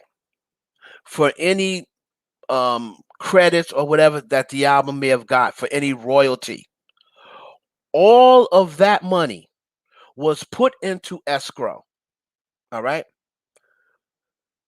That money was put into escrow because Cardi B's first manager had a lawsuit against her for the album and for Bodak Yellow, Come Up 10, and I believe two more records. All right. So all the money that she had from before, that had nothing to do with the record, the money off of invasion of privacy. That money was put into escrow. The estimated amount that was put into escrow was $34 million that Atlantic was holding in escrow. Out of that $34 million, the manager wanted half of it. So out of the $34 million, the manager wanted 17. That's why they settled. He got 11. All right. He got 11. So if you take 34 and you take away 11, she got the 23. Of course, it's going to be taxed. He got the 11, and that's going to be taxed. So she's not broke. She didn't have to give all her money to the manager. Out of the 34 million or 33.5 million, she ended up with about 22, 23 million. Then they'll tax it. He ended up with 11, and then they'll tax it, and then we move on, and then they're clear.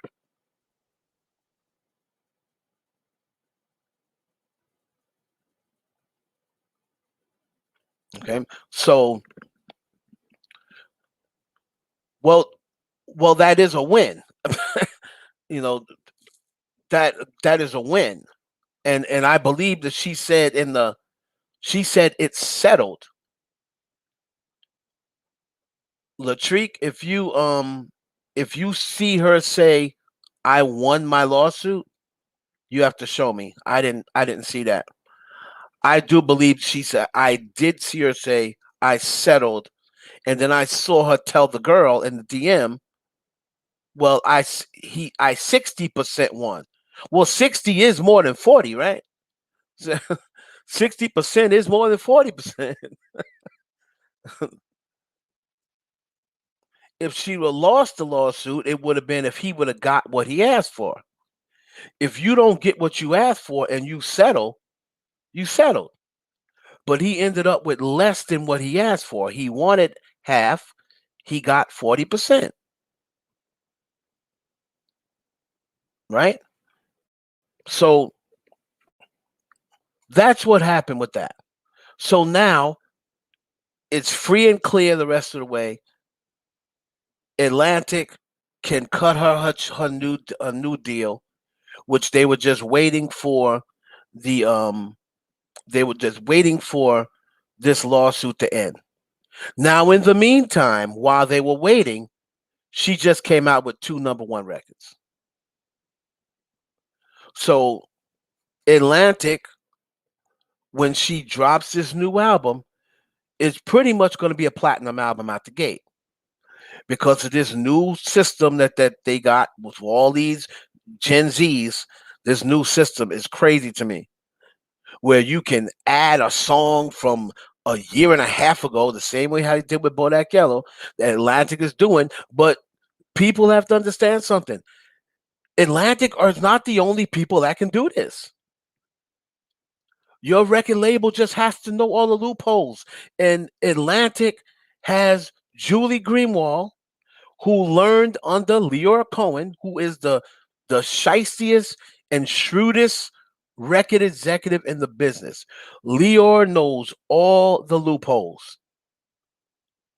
She's got Mike Kaiser behind her, who learned under Russell Simmons, and she's got Julie Greenwald behind her. So all of those people, and then their boss. There's another one, the head of Atlantic. What is it, Barry Weiss? Or the head of Atlantic is like the worst. I forgot his name. It may be Barry Weiss, or I don't remember who's head in Atlantic. But all of those people over there know what the fuck they're doing. And they know all the loopholes where they can keep it legal. Is she ever gonna tour? I don't know. I don't know. Maybe. I don't know. She's having a baby now, so the tour definitely won't be coming no time soon.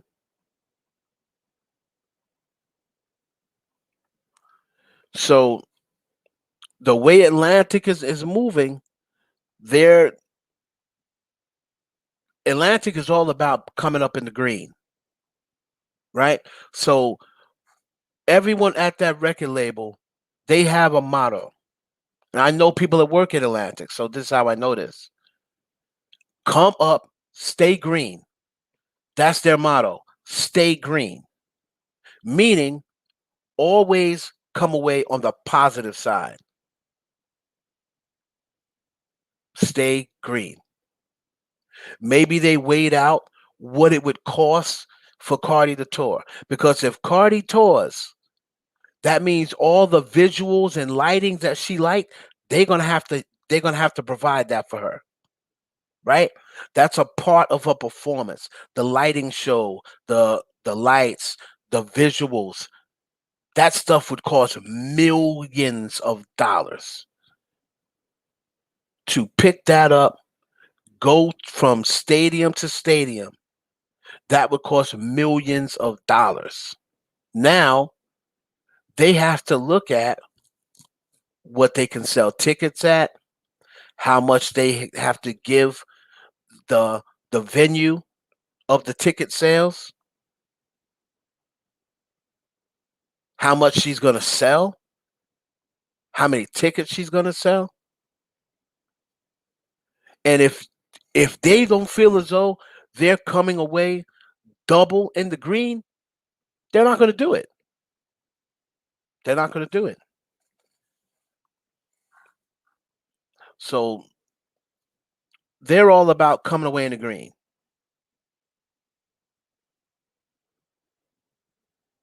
Well, I just explained it, Alicia. Um, Number one, Cardi don't decide whether she goes on tour or not, right? Atlantic does. The first time is she had a kid, and I mean she did concerts. I'm sure she didn't go on a world tour, but She's performing places. I mean, if you go on YouTube and type up Cardi B performances, hell, she's performing somewhere. So I don't know whether it's a tour or not, right? So, I don't really know that's as far as the tour goes. Now, see our albums. What is it? Was a man raw, didn't acknowledge his dust. Yeah. Oh, okay. Maybe. I mean, I don't know whether seats be empty or not, but I don't know. However, if that is the truth, if the rumors are the seats are empty, then isn't it smart not to go on tour? Because when when the Carters saw that they wasn't selling out, they ended the tour. So if you feel as though you're not going to fill the venues, number one, she has fans, so maybe she's playing too big of venues, right? Maybe you're playing too big of venues. So when you tour, you don't have to have stadiums. Nowadays, when you tour, if number one, the ticket prices, you're not really seeing people sell out like that. You feel me? You're not seeing people sell out like that anymore. That's why everybody's are lowering their tickets. The last time that Beyonce went on tour, her tickets at one point was $500. That tour with the Carters, the tickets was half that. So everybody is cutting down tickets. So if the reason why she's not selling, or the reason why she's not doing a tour is because the seats are empty, then she probably shouldn't do a tour, because that's not going to look good. If you're out there performing and the seats are empty, that's not going to look good. So hell, if that's the reason, I wouldn't tour either. But that is the real about the lawsuit and the settlement. She's not broke. She had to give up $11 million, and it was 33 and a half to 34 in escrow.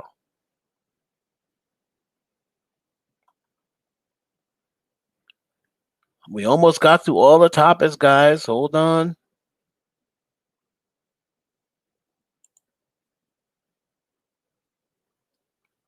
Now, let's get to these two fools. Let's get to these two fools. Hold on.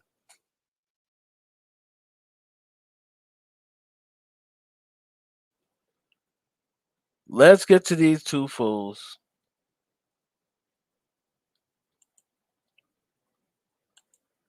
Hold on, guys.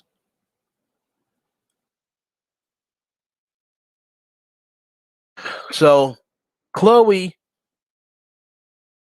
posted a picture. If people don't know, Chloe posted a picture. Lamar Odom. Oh man, Lamar is funny. Lamar Odom made a comment, right? Hold on, let me find this. Here it is.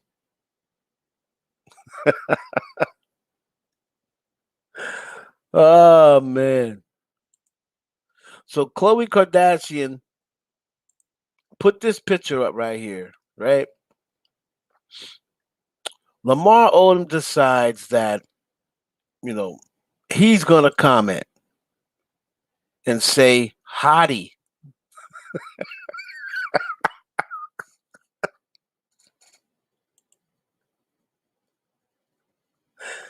Oh man. So Lamar says hottie.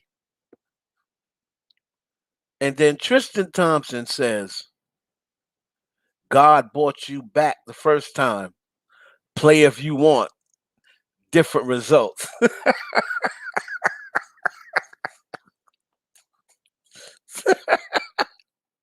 So Tristan,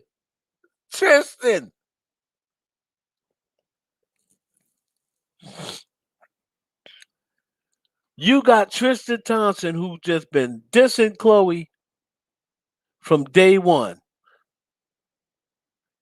And then you got Lamar. And Lamar to me only dissed Chloe because he was on drugs. I think if Lamar wasn't on drugs, I believe he would have treated Chloe good.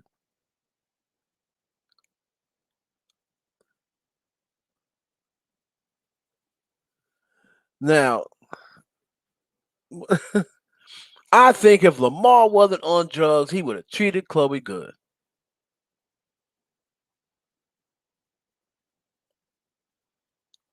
So now he want to act like he upset. I'm upset. He want to act like he upset now.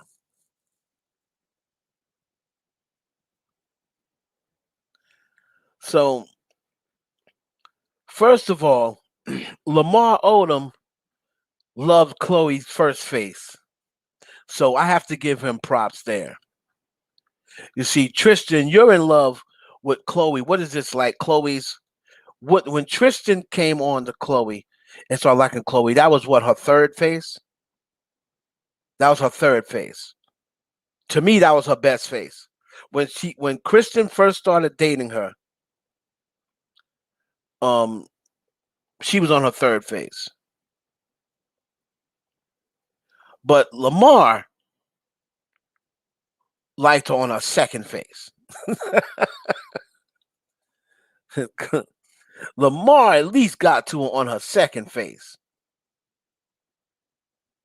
And her second face wasn't really too much different than her first. So Tristan was like her four, like cause she's like on her sixth face right now. There was the very beginning, the real chubby face. That was her first face. Then the second one is when she kind of sucked some of the fat out. That was her second face, right? Then the third face, when she was still with Lamar, she had a third face. Then they broke up, and then she got that fourth face. To me, the fourth face was the best. That's when she got the butt. You know, her butt wasn't flat no more. Her butt was fat. To me, her fourth face was the best. That's when she had starting to look like Kim. I'm like, God damn, I can't tell the difference sometimes. But then she should have never touched it. Then she took the butt implants out, and now she doesn't even have the same butt anymore. This is a different butt. It's smaller than it was before. But if Lamar wasn't on them drugs, he stayed with Chloe. He loved Chloe. Now Lamar has reportedly cheated on Chloe over 100 times, according to him. Over 100 times.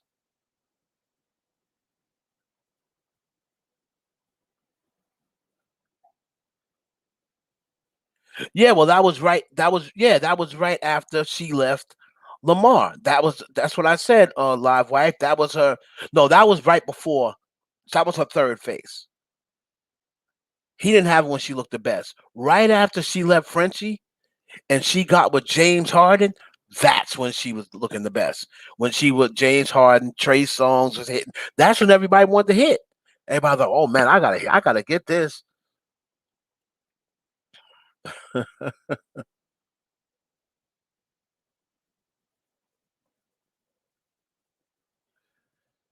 So I think Tristan Thompson has a lot of nerve to be coming at Lamar when you were just in the you were just in the the the news and the headlines for possibly having another baby Other girls are saying you sneaking into rooms with three other chicks. So Tristan, pipe down. I think she's better suited for Lamar. I think if Lamar had another chance without the drugs, I really think Lamar would hold on to her this time. I really do.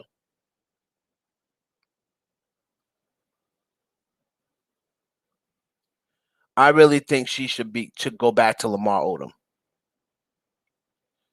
Trey, yes, absolutely. Trey's songs definitely hit Khloe Kardashian. Definitely. He hit Khloe in the pool. He fucked Khloe in the pool, from what I heard.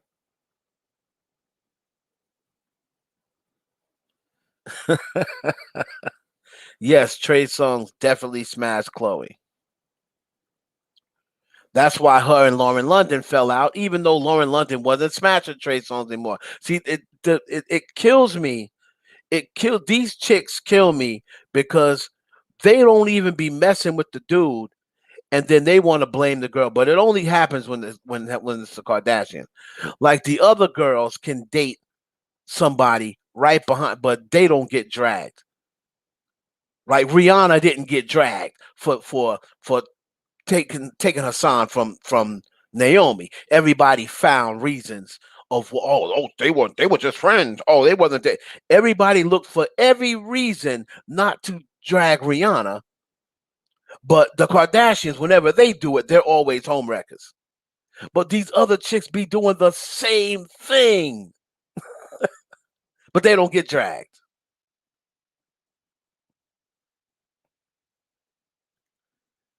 What's up? Go away.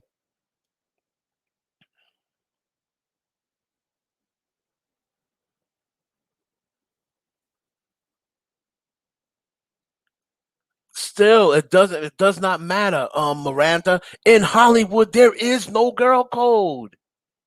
There is no girl. You should see this. You should see this. In Hollywood, there is no girl code.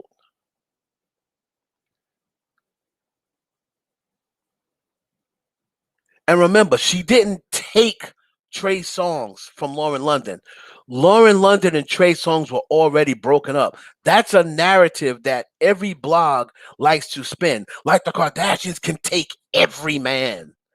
I mean, come on. Y'all make us. And it's funny. The way everyone says Chloe's so ugly, how is it that Chloe can take anybody's man? That's not the truth. It's not the truth. Chloe is the freakiest. That's definitely been said. But Trina and French Montana, Trina said out of her own mouth, her and French weren't together. So then why were you mad? Frenchie changed the locks on Trina. So Trina, I guess she didn't want to look bad. She said, "Oh, I don't know what people are talking about. Let's get this straight. She didn't take my man. I wasn't with French, so she didn't take nobody's man." So if she said she didn't take a man, she didn't take a man.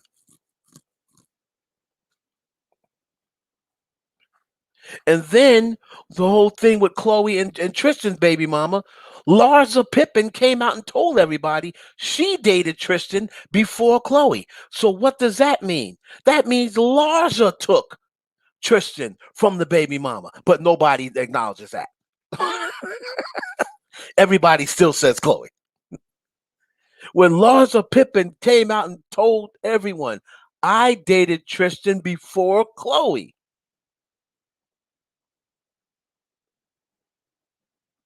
But everyone just ignores that. Everyone ignores that. Say, no, she still stole her. She still stole the baby mama from Tristan. She still stole Tristan from the baby mama.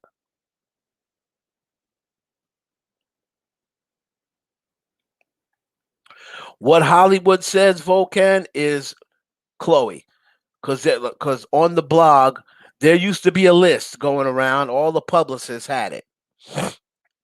There was a freak a hot list or whatever they used to call it, freak list. If you go to incaseyouDidn't.com and search it, there was a list that was going around all the publicists in Hollywood about the freakiest people, the one who gives the best blowjobs.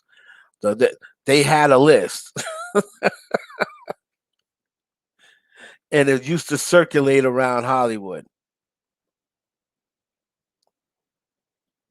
And on the giving head list, other than Corinne, Brandy was second, Khloe Kardashian was third. The men of Hollywood have spoken.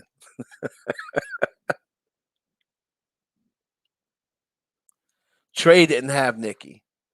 Trey Songz never had sex with Nicki Minaj. He said out of his own mouth, he never had sex with Nicki. That was a lie conducted by Remy Martin to make her record sound good. That was a lie. That was not true. Um, Trey Songz even said it. Trey never slept with Nicki Minaj. He came on the radio and said, "I never, for the record, I never slept with Nicki Minaj." That was a lie conducted by Remy Martin. So yes, Brandy. They said if there wasn't a superhead, Hollywood says Brandy would have been superhead. They said Brandy is the second best cocksucker in Hollywood.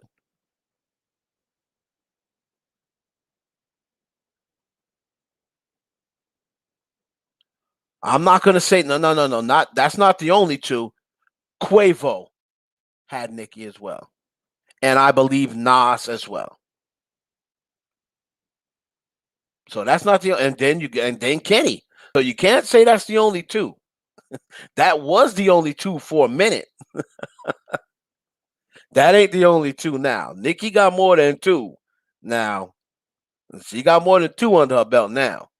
She only had two for about 14 years, but she got more than two now. All right.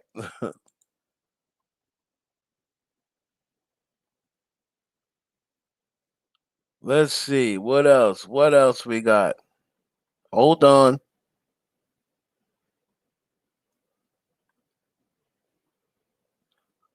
Where's my Drake? Where's my Drake banner? Hold on a second.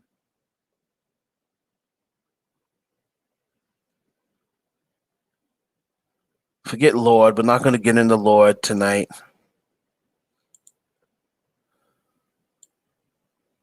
Okay, hold on. Anybody care about Lord coming back? No, I didn't think so.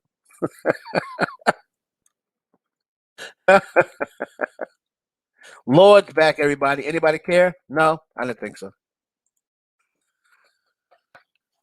So we're not even gonna go into Lord. We'll do Lord for another day.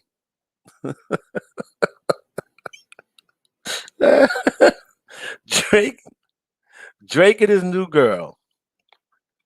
So if you were watching the Nicki Minaj live, right? If you were watching the Nicki Minaj live, do I have this on my own page where I can just see it for myself?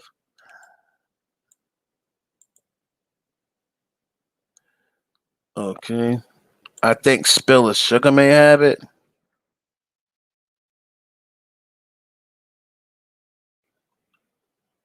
Spill of Sugar might have him. Hold on. There he is. Old Drizzy Drake. Look at old Drake.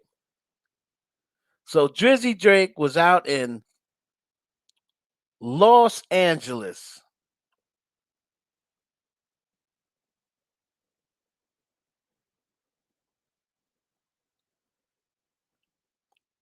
His big booty ting, as Nicki said. Wait, what Live Wife? What's going on with Live Wife? Hold on.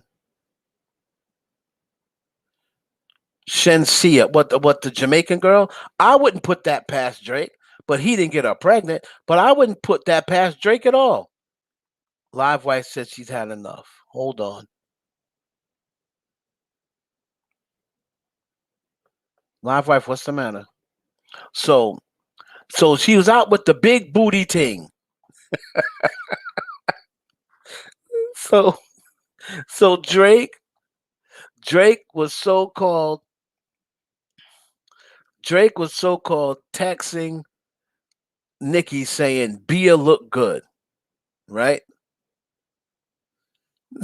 Yeah, Lord got replaced by Billie Eilish. That's all we need to know. Next. So Lord tried to come back out and say, "Hey guys, remember me?" And everybody's like, "Nah, but we can play this new Billy." Poor Lord. Lord's like, "Hey guys, remember me?" Nah, but I got that new Billy. so so she went out and Drake was texting her saying Bia looks good, which I don't even really know if that really happened because number one, Drake knows what Bia looks like, and I'm sure that's not the first time he's seen Bia. As much as that song was going around, you know Drake done went to see who made the record, so he definitely knows what Bia looked like. I don't know whether Nicki was trying to just give Bia shine by saying Drake talking about Bia look good. But Drake, Nicki tried to cover by saying Drake's at the airport. But Drake wasn't really at the airport because he was at the airport. He must have really got to Dodger Stadium quickly because he was sitting in Dodger Stadium with the girl. Now, Dodger Stadium is not far from the LA airport, so it's a possibility, right? Now, this also could have happened prior to, remember, he was not, this could have also happened prior to the live. Okay. This could have happened prior to the live as well. Because Dodger Stadium is, I've been there before, is not far from the airport. So this is the girl, this is the same girl who he was at the basketball game with about a month ago, sitting next to Michael B. Jordan, watching LeBron James's son, but he was also watching this girl's son. And now you see why he is talking about being this kid's coach or some sort of mentor because he's fucking the mother. Now it all starts to click. So yes, he can use Bronny as, oh, I was there to see Bronny, but this girl's son, Aubrey or whatever the kid's name is, no, Aubrey is Drake, whatever this kid's name is, plays on the same team as LeBron James' son. And now Drake is supposed to be doing all this. It's got the pictures of the son. So Drake's about to go into stepdaddy mode. Now, according to the Whisper Report, shout out to them. Wait, who said this? Dumuxi been saying he got a mystery girl, but fans said it was lies. Okay. And so did the Whisper Report. Now I follow the Whisper Report more than I follow Do Moik or whatever. That Do Moik site is just, they be doing too much. They be doing too much. And my eyes ain't good enough to be rocking with them. They put everything in the story and then you gotta squinch and then they got everything going fast. That website does too much for me. I can't really mess with it.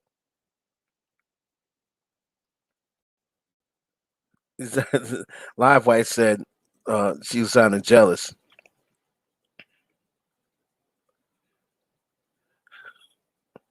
Well, I don't know. Well, Daymore, she may not be pretty if she was like people's skin colors um really determine they're pretty or not. Kenya Moore, I don't think would be pretty if she was light skinned. I think if Kenya Moore was light skinned, she would look just like every other red bone chick. I think because of Kenya Moore's complexion, I think that's what makes her beautiful. So you might be right. Maybe this girl wouldn't be a pretty dark skinned girl, but Kenya Moore wouldn't be a pretty light skinned girl, in my opinion.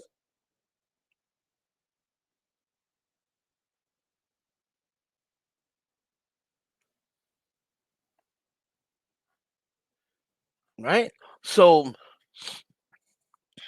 um, Drake, I believe, was up. I believe everybody's like, oh, they look like they're fighting. She's probably fighting because Drake said that girl looked good. No, that's not why they're fighting. Because Drake isn't texting there. It looks like they're talking, and then they didn't expect anybody to be there,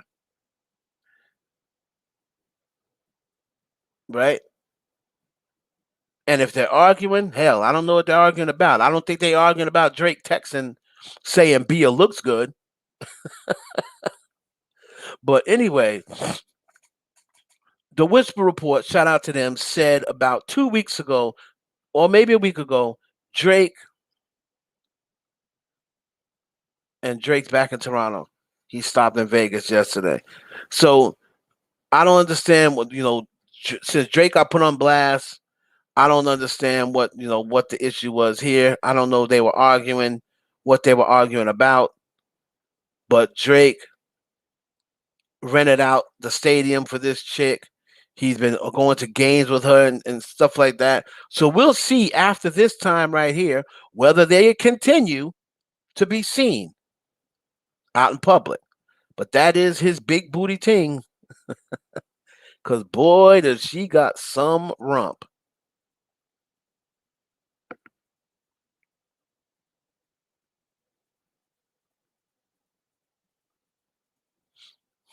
Yep. So shout out to the Whisper Report. They said that Drake wanted to go public, but he wasn't ready. But Nicki kind of helped let the cat out of the bag.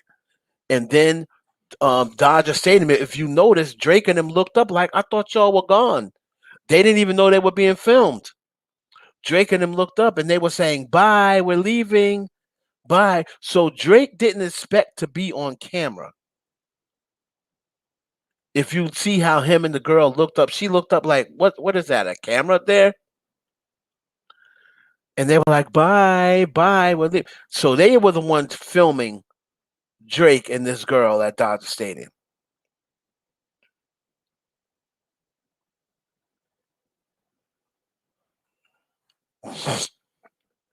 So the son probably loves it. Oh man, Drake gonna be my stepdaddy? Oh man. Everybody like look like they're arguing. So what I want to know is, so the new woman didn't care about the camera. She was spilling tea. She looked like she's arguing to me, Dolly. But what I want to know is, you talked about the last three people, um, last three people over since May. Drake was seen with the Jasmine girl, and then don't forget about the girl he's still following, the one fucking for 8 years, knew her for 8 years, but still F her like a new husband. Don't forget about her.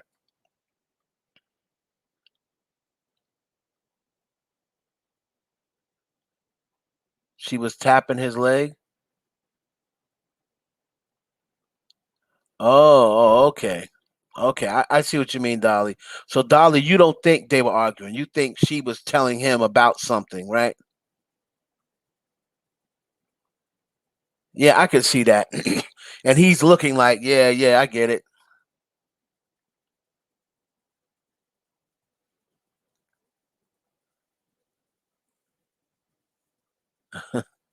One blog said he was getting yelled at.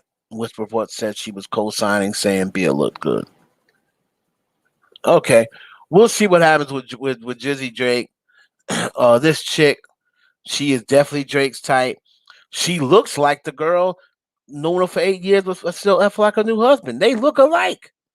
This Sharon, whatever her name is, they kind of look alike. They're built alike. Both got wagons. Oh, Drake is something else.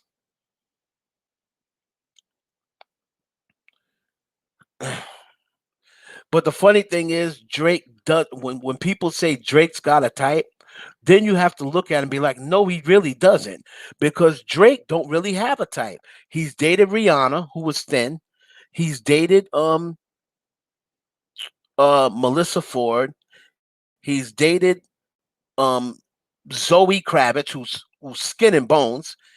He's dated that tall model who was skinny. He just dated this chick Alexis, who's skinny. So Drake has been all over the place.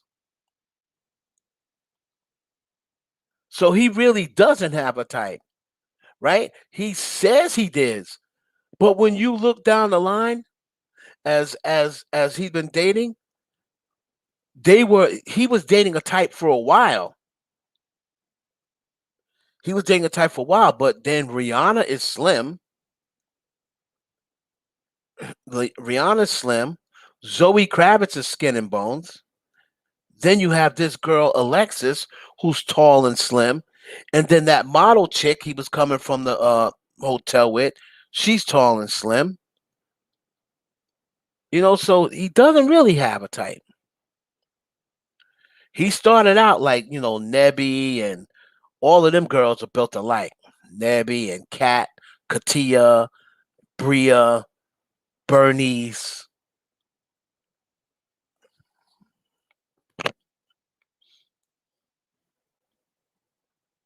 For 8 years, I believe he was talking about that new chick, whose husband knew her for 8 years, and I don't know. It didn't really make sense because he said knew her for 8 years, but still fucking like a new husband. Um, I thought at first, listening to it, he was talking about the girl who was engaged to the dude for 8 years, and then he ended up. The dude said the girl got flown out, him and her, and then she ended up with Drake. She's still following Drake, by the way, and Drake's still following her. Oh man, yeah, Naomi Sharon. Anyway, shout out to Drizzy Drake. Nobody does it better. I think he's the new Mr. Steal Your Girl. Don't leave your girl around me. True player for real. That's my nigga for real. And last but not least, hold on. Here we go.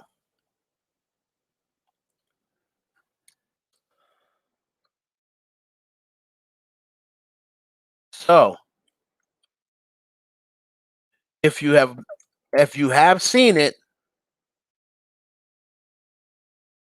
ASAP Rocky shooting a new video, and he's got his girl Riri in the video. I think it is on the Whisper Report. Let me see.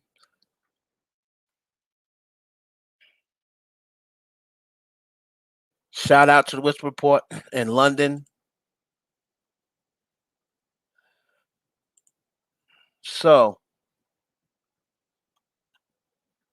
all right.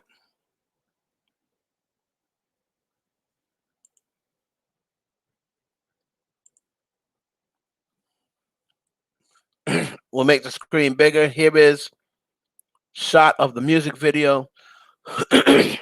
Rihanna, ASAP Rocky, they're in a video together. I think it's his song. He's got her as his leading girl. She touches his face. Oh, ain't that cute? So these two are still going. They're still together. They mended whatever differences they had. Right? They mended whatever differences they had, and now it looks like they're back on track. So, how do y'all feel about Rihanna and ASAP? Michael B. Jordan is 18. Yes, Corinne gets it in. I do believe it. And the rumor was the rumor was she smashed Chris Brown when he was 17 or 18. He could have very well been 18. I'm not going to say for definite he was 17, but she did smash him young. She smashed Ray J young too. Corinne really don't give a fuck. She smashed them both young.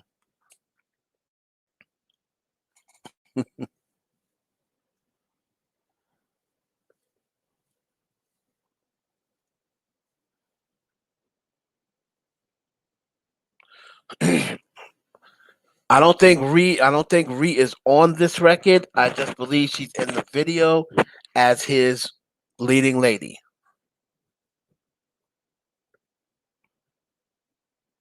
So that's what I believe that is. I believe he's in the video as his leading lady. So how do we feel about them? If you got any questions about Rihanna and ASAP Rocky, we can get into that as well. New music video being shot today. Shout out to who filmed that. 24/7 Paps, my boy Caesar over there. I mess with Caesar. He's a good dude, very religious dude.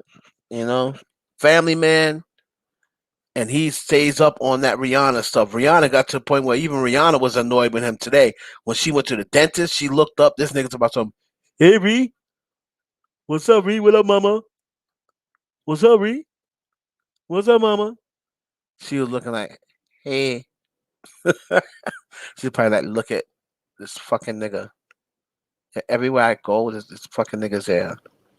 She said the other day, like, you're always out. Hey, B, what's going on, mama? That nigga Caesar, boy. Oh, man. She was looking like this nigga here.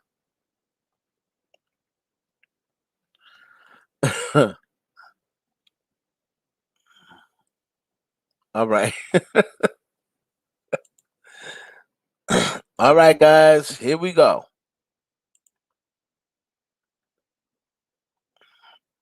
I am going to put in the link. Dun, dun, dun, dun. Anybody want to comment on whatever they want? The link is here.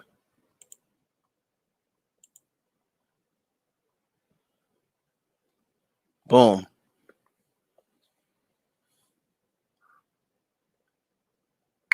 Well, Corinne used to be obsessed with Wayne, but I don't think she's obsessed with Wayne now. Not with Wayne with them two dreads. Is Rihanna cool with Beyonce? Well, Rihanna and Beyonce pretty much keep their distance. They're not really cool. They've never been cool. The only time that they've ever gotten cool for the camera is when Jay-Z complains. When Jay-Z says, "Listen, they're all watching. I don't understand. You have to make some sort of effort to show this is my number one artist." This is what he says to Beyonce before Beyonce. This is my number one artist. You have to show us some sort of respect. I don't understand. Beyonce probably like, well, maybe if you wasn't fucking her all those years, Jai, maybe that got something to do with it.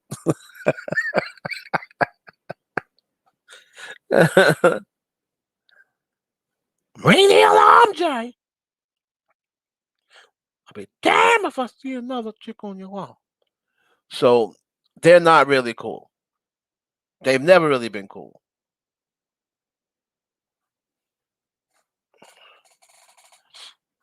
And it goes back to the fact that she believes Rihanna, no matter what is being said, because of Jay-Z's history, she believes Rihanna slept with Jay-Z.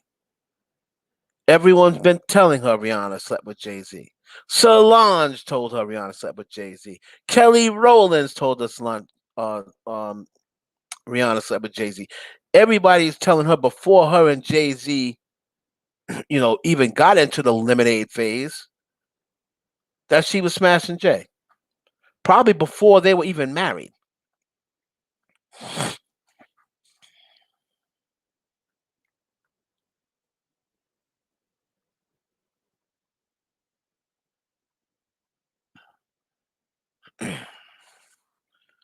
Who's next? What else y'all got?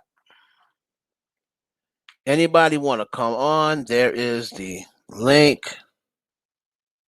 There's the link, guys. You can click the link and come on if you want.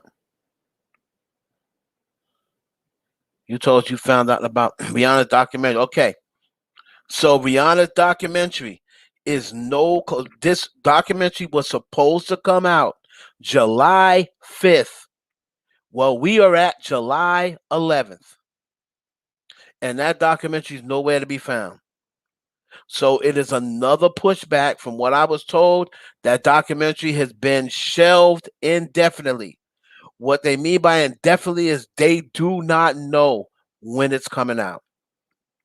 Now, and when Rihanna was asked about it, she had no answer.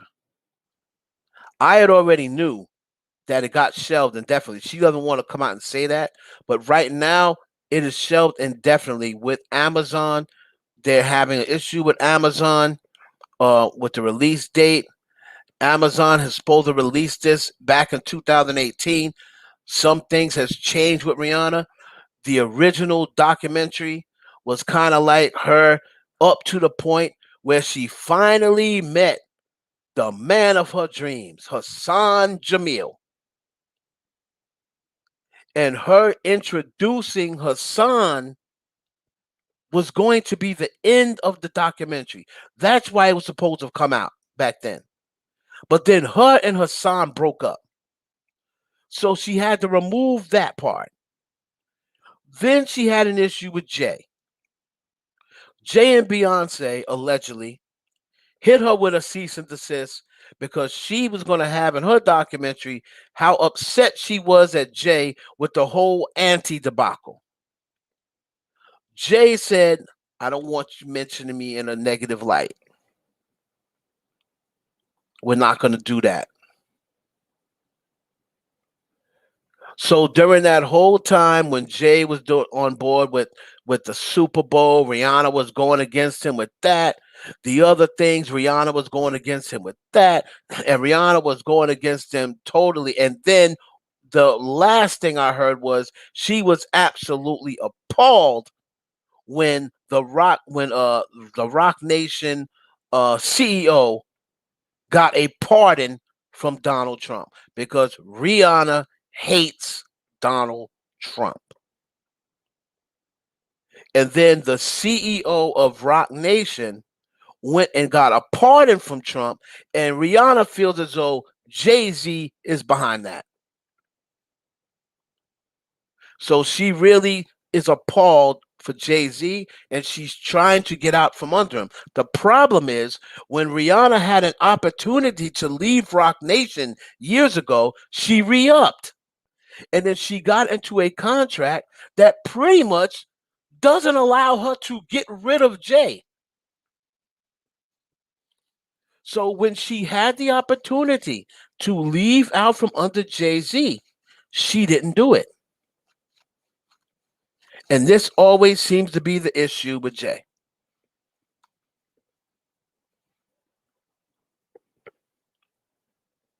That's why Jay is tied up in Kanye's contract. So he can treat and talk to Kanye any way he wants. He can act any way to Kanye. He don't care what Kanye does or says about him. At the end of the day, Jay-Z is going to always get paid off of Kanye West. Kim got him from out of debt. He was $53 million in debt. He was $25 million in debt to Jay-Z. Kim Kardashian went, and this is why I laugh when people say, oh, Kanye is good he got rid of Kim. Well, guess what? If it wasn't for Kim Kardashian, Kanye West would still be in debt right now. because she went and made the game when she didn't want to make another game. She went and made the other game. She got 45 million for that game. She gave it to Kanye West to help him get out of a $53 million debt. He gave Jay-Z his 25, and then he paid off his other 28 that he was in debt. And that is because of Kim.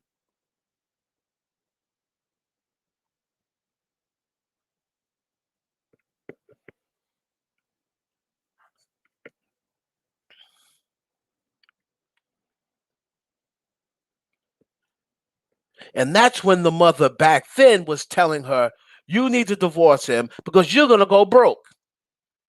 If you stay married to this man, you're going to go broke. Chris was telling her that 3 years ago.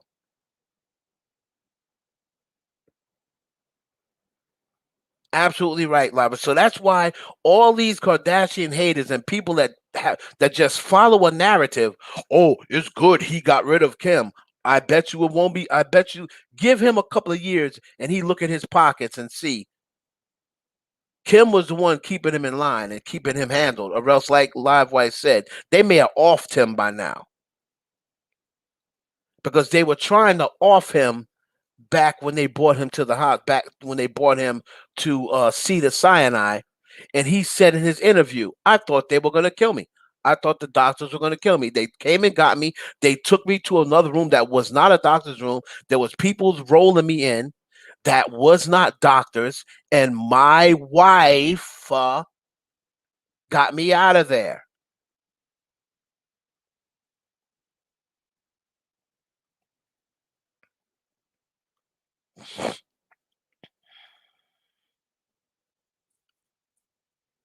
So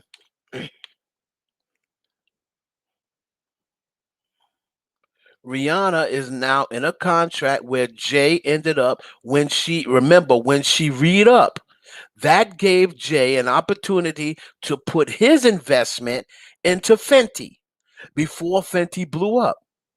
So Jay-Z now has investment in Fenty brand. When if Rihanna just would have got rid of Jay-Z back when that whole Jay Brown situation was happening, or whatever that publicist was that tried to ruin her name, when that whole situation happened, if Rihanna just would have got rid of Jay-Z back then, he would never been able to invest into Fenty.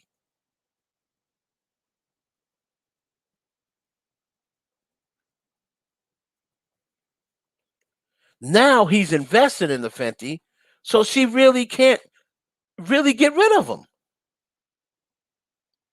But she doesn't want to make any more albums under Rock Nation. That's why she hasn't been doing music. Now the whole rumor about her voice being gone or what have you, that's a rumor. That's not has not been confirmed. But I believe Rihanna just hadn't been practicing. It's not like she was a great vocalist anyway. I believe she hadn't been practicing. She'd probably been smoking too much weed. She hasn't been to vocal training. She hasn't seen a vocal coach.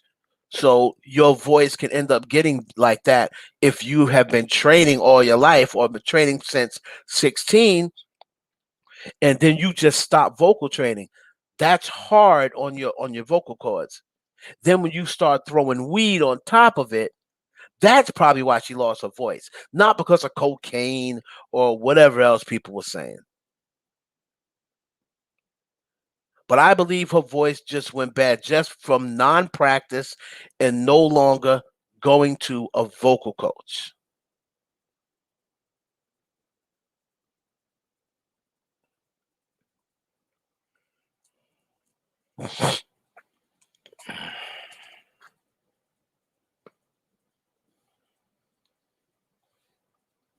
I believe Rihanna owns about 49%, somewhere in there.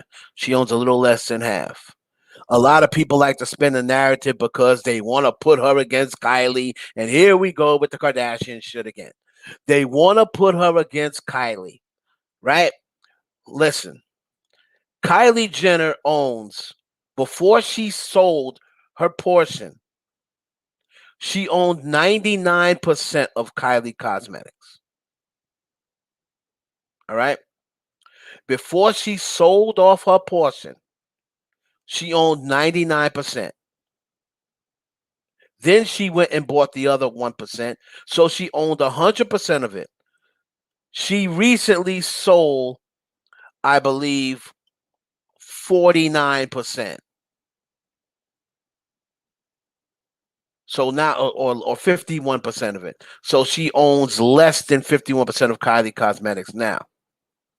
She sold when she sold it for the 600 million. People, for whatever reason, want to compete Rihanna with Kylie Jenner. There is no comparison. Kylie Jenner owned her company. Rihanna has never owned Fenty, ever,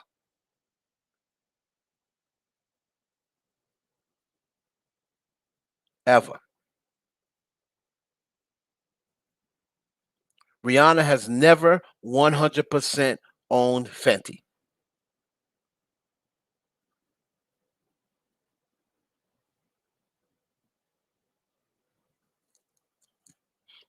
How much did Bia pay for that Nicki verse? I don't believe Bia paid anything because Bia can't afford to pay Nicki for no verse.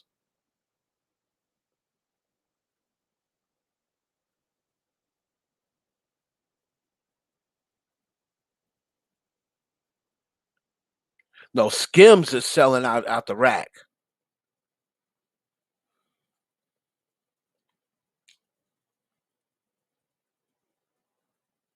She's going to talk about Kenneth to a certain degree, but she's not going to bring up. She's going to just touch on, he faced legal issues.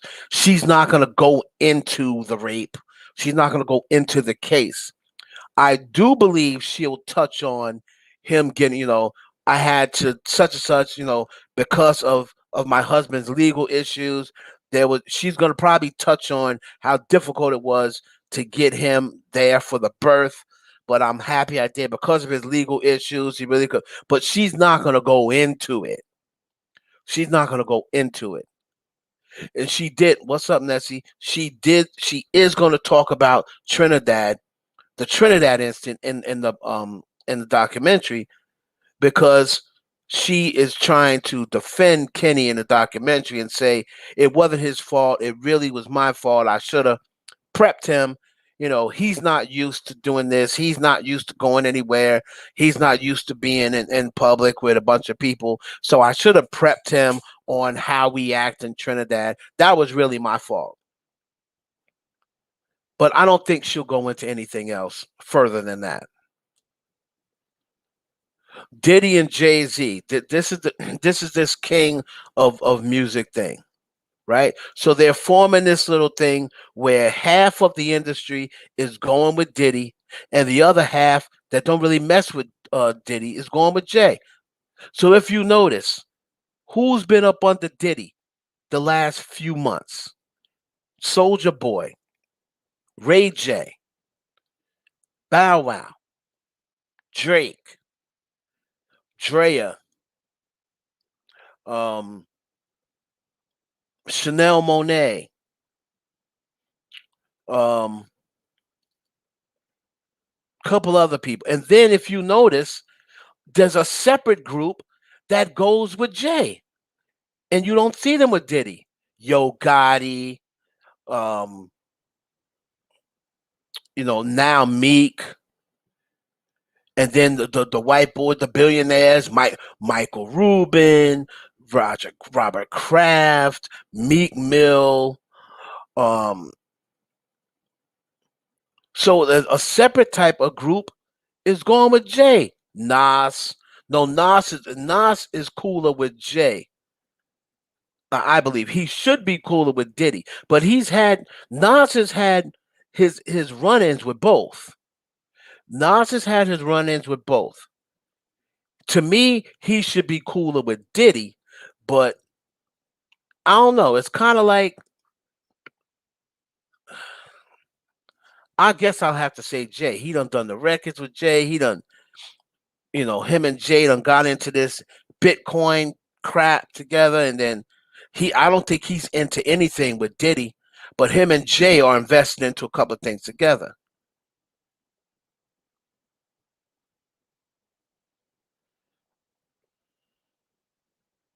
Does Beyonce dislike Kim Kardashian? I would say yes. I would say she disliked Kim, but she didn't always dislike Kim. I think Beyonce I think Beyonce. See, what people don't realize is people think that Beyonce is this nice, innocent person. Beyonce has a big, big ego.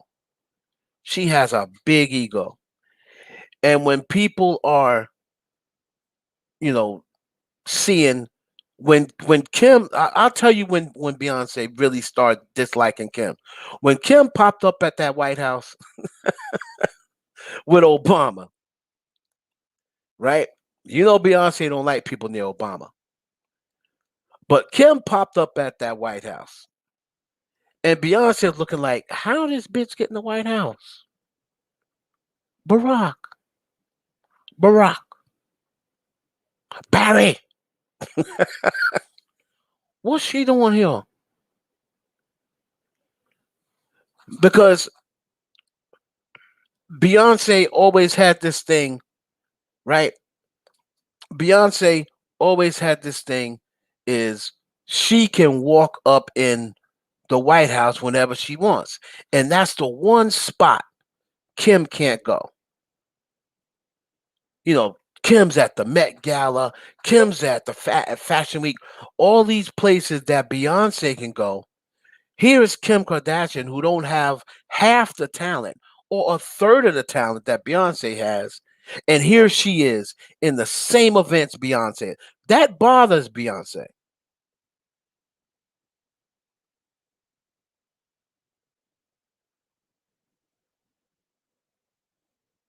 right?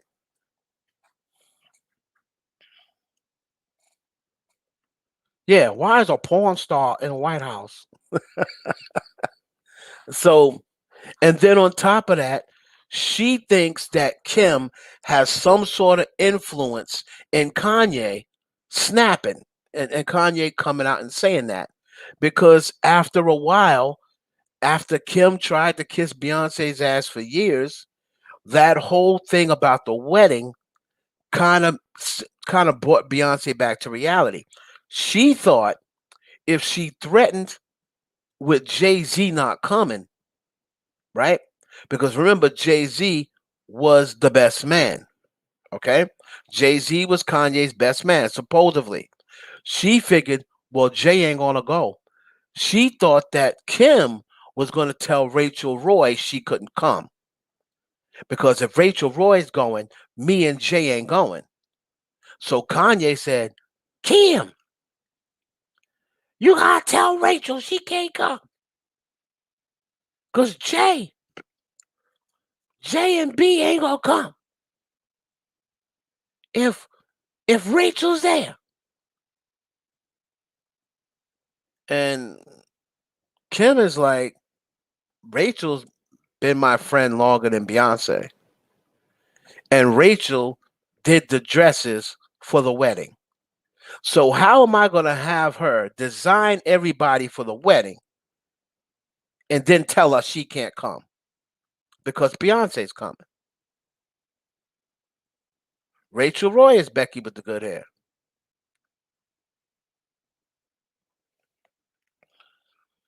So Kim said, then they don't come. And if you notice, right around that time, after that rant, Kim really stopped messing with Beyonce. And she stopped begging her for her friendship and whatever because she said, hey, I've tried to reach out numerous times. She feels as though she's better than me, then whatever. But Kanye always wanted to keep the peace. And then when Kanye came out and said the things about Beyonce, she thought, oh, he's only saying that because Kim's in his ear, blah, blah, blah. So that made her not like her even more. But Becky with the good hair was Rachel Roy, and Rachel Roy designed Kim's dresses and all her bridesmaids' dresses. And she was going to be at the wedding, and they had just gotten into the elevator fight with Solange over Rachel Roy, so that's why Beyonce didn't want to go. Dame Dash baby mother. Yes.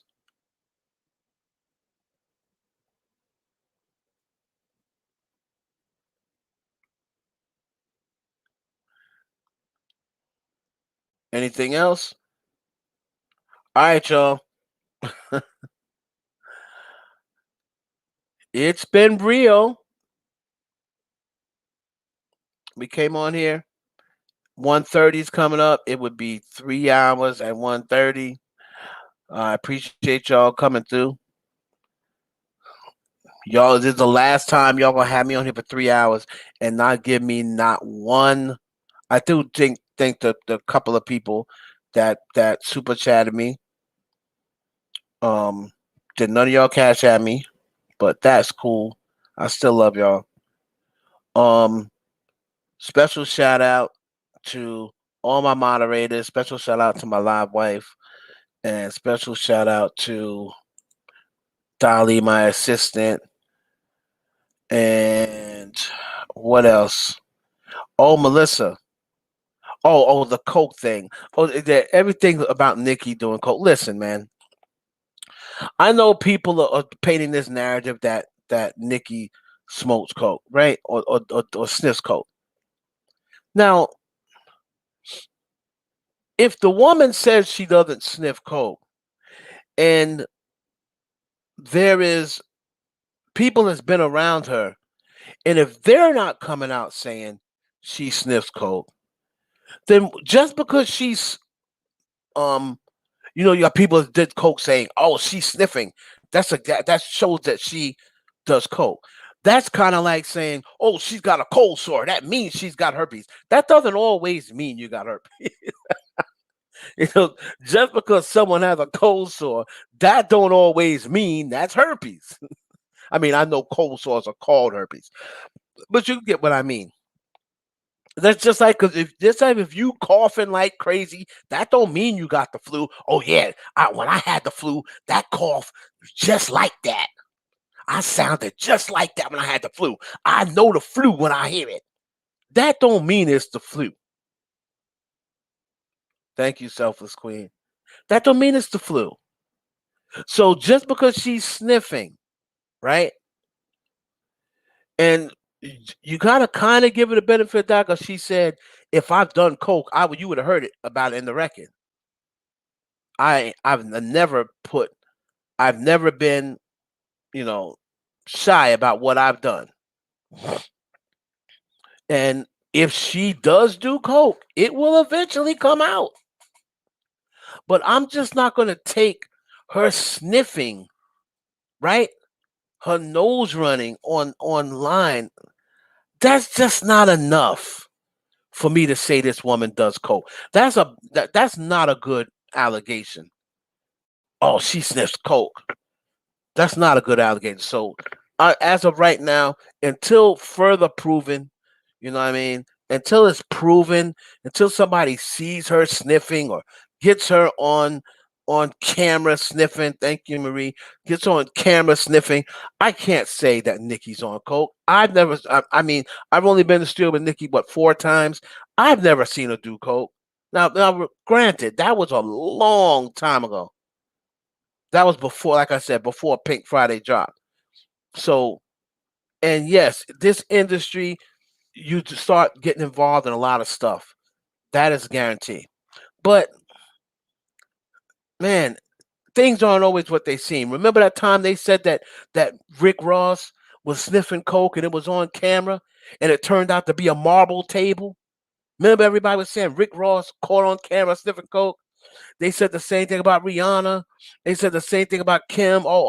They have. You see that on the table? That's coke.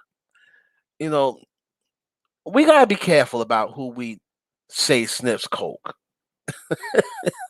you know, so as of right now, do I know 100% that she doesn't do coke? No, I don't know that. But neither of us also knows if she does or not. And we can't just go because she's always sniffing. Maybe she does have allergies, you know? All right, Joe. Travis and Meek. Oh yeah, Travis and Meek. So Travis and Meek, really quickly, the Travis and Meek fight. Okay. Travis and Meek instigate was over a record.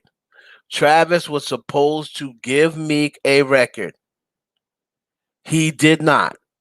Now Travis Scott has always been the type where he's always so zooted out of his mind. It's like, I mean, look at the nigga. You saw the dude show up with black on at an all white party. This nigga don't know what's going on. He don't know what's going half the time. I heard that Travis Scott is a bad drug addict. It's to the point where he'll be laid out and effed up for 2-3 days. This nigga don't know what's what.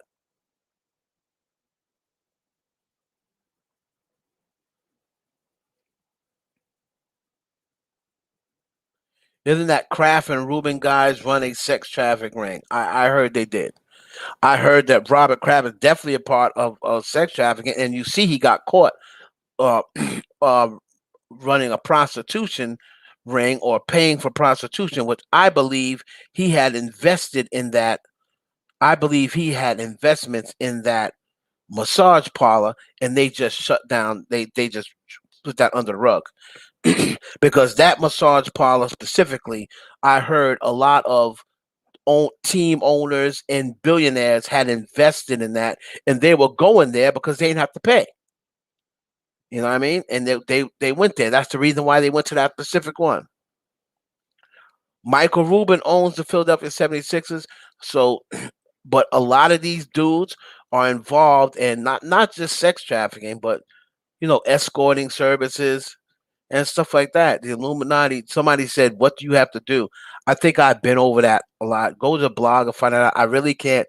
I really don't have the time to sit here and say what are the rituals because there's hundreds of them. You know what I'm saying? There's hundreds of rituals that you can do, that you have to do.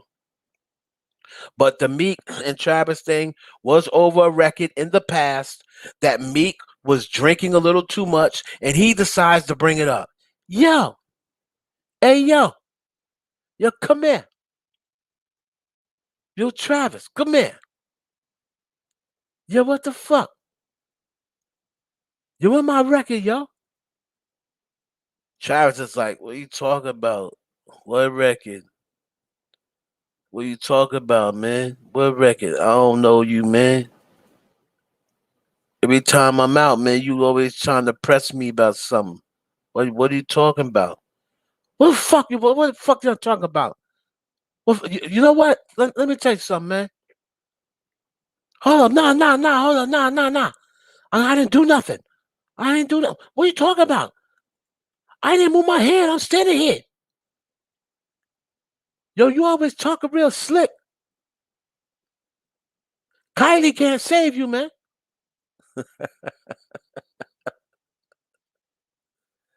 Uh, Finesse, I talked about Onika when we first came on. You're gonna have to go back and see the rerun.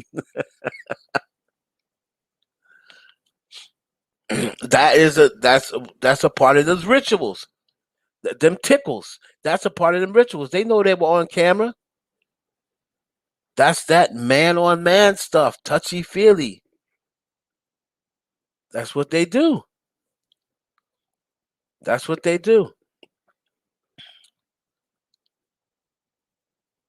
I know, Nessie. You missed my show. You're gonna have to go back and repeat it, baby. All right. So, Lil Baby and James Harden, they're like this. They're buddy buddy. Well, you know what? Guess what? You go out here, a family that tickles together. They always walking hand in hand, not hand in hand, arm wrapped around each other. I'm like, oh damn, man, y'all sure are close. James Harden and Lil Baby. Do I think Lil Baby's gonna sign a J? No, because right now he's the number one artist over. He may sign a J. No, no, no. He's the number one artist over at QC. So I don't see him signing the J. He's the number one artist over at QC.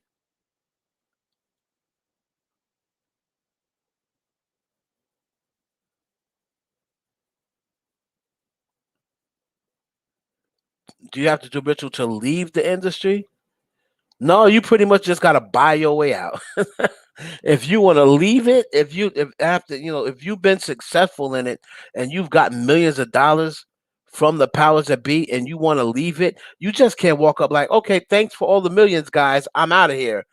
I don't want to do this anymore. That's not the way it works. That's not the way it works. You're gonna have to buy us out. You're gonna have to give back everything we gave to you, plus, half of your net worth if you want to buy us out. If you want to buy your way out of this industry, we've invested a lot of money from you. Like Rihanna, Rihanna would need to marry. So probably why she wanted to marry her son. She would need to marry someone like her son if she just wants to get out of the industry. When they just gave her a damn near $1 billion business, like her net worth went from 245 million to 600 million in 2 years. So you think that you're just going to get to 600 million and you got a company that's almost grossing $1 billion and you think you're going to say sayonara?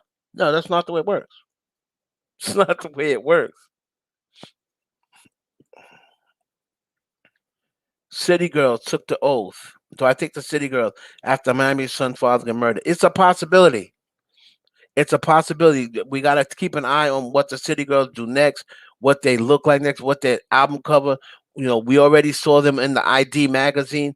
What their photo shoots look like? Are they throwing it up? Are they throwing up symbols? Are they covering their eye? Are they going to be dressed in black and white? Are they going to be standing on the Masonic floors? Are they going to be in triangles, upside down cross when they perform? Is it going to be fire now in the back? There's a whole lot of things that take place in your transition. The way you look in pictures, what you say now in interviews, your wardrobe, your jewelry. So we have to see what happens.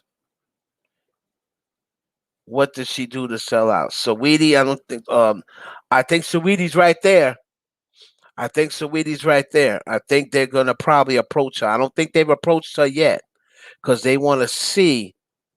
They want to see. Even though Saweetie's getting a lot of gigs, she's not getting huge paid gigs. You see what I'm saying? Like she's not getting Revlon and Time Magazine. She's getting good gigs. Don't get me wrong. She's getting good gigs and she's getting good people, legends that want to rock with her. But Gwen Stefani did a record with her. The record bombed. You see what I'm saying? So I can see if that record went to number one and they giving her number one record, then you could say, oh, okay, Saweetie must, she must have to do something. But I don't think they've approached her yet. Oh yeah, Megan's definitely in. Megan already took the oath. Megan's in. Now it's just a matter of how long she's gonna stay in. Right? Megan took the oath. I believe she sacrificed her mother. I know people get mad at me, but I believe she did. I believe there's sacrifices that come with you know becoming a huge star fast. But Kanye West is just the only one who has the guts and balls to say it. And when he says it, people say, "Oh no, he doesn't mean that." No, no, no. He means exactly what he said. They asked him, "What do you have to sacrifice to become a star?" And he said, "I had to sacrifice my mother." Now, for people trying to take it another way, what other way is there to take? I had to sacrifice my mama.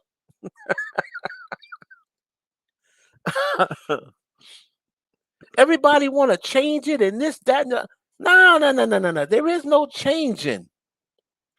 There is no changing. What did you have to sacrifice to become a star? My mother.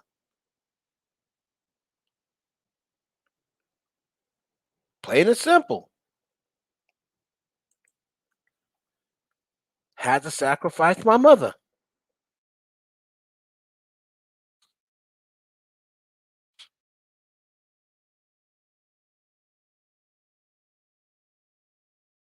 Oh, he didn't mean that. What he meant was, nah, nigga. Nah, nigga. He meant exactly what he said.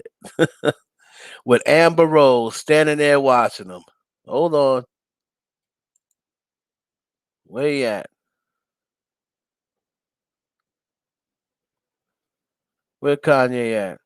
Amber Rose standing back there watching.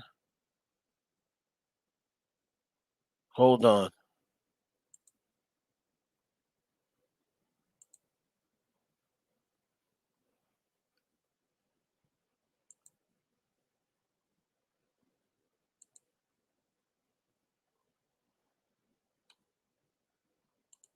Hold on.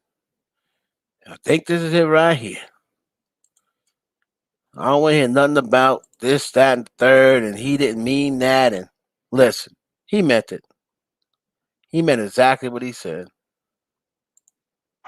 Yo, gang, you know, you probably the most hated team when you say that. You know, we can bring a solution, man. You know, yeah, you know, I don't know if y'all ready or what? Let's get it up. We're gonna give y'all some solution. Good music in the building, you know, we got Big Sean, you know what I'm saying? It's a movement, baby. You know what I'm talking about? People say, hold on. We want to talk about, like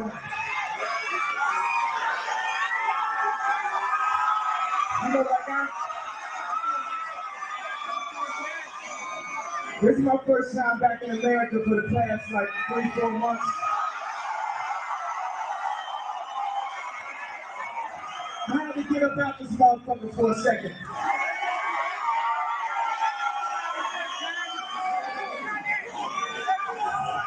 You know,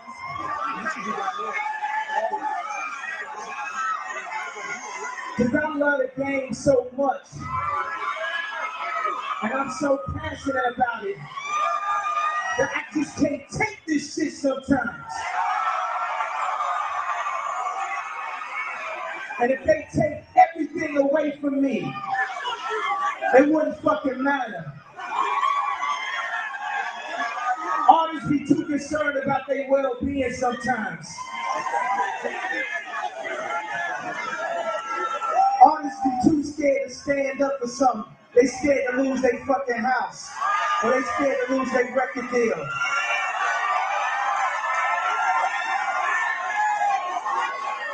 I sold my soul to the devil. I know it's a crappy deal. Lisa came with a few toys like a Happy Meal. I'm spaced out, dog. I be on that moon talk.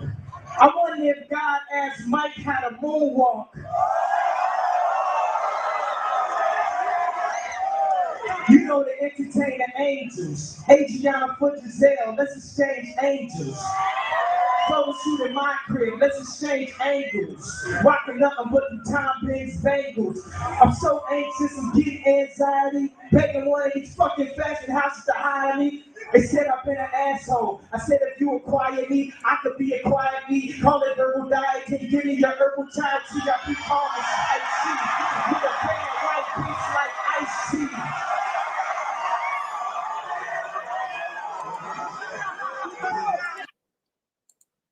With a bad bitch or bad white bitch like Ice Teas. Go ahead, Kanye. Kanye said, end up with a bad white bitch like Ice T. Oh, man. Anyway, yo, yo, this nigga funny, boy. He sold his soul to the devil. You heard him? You heard him?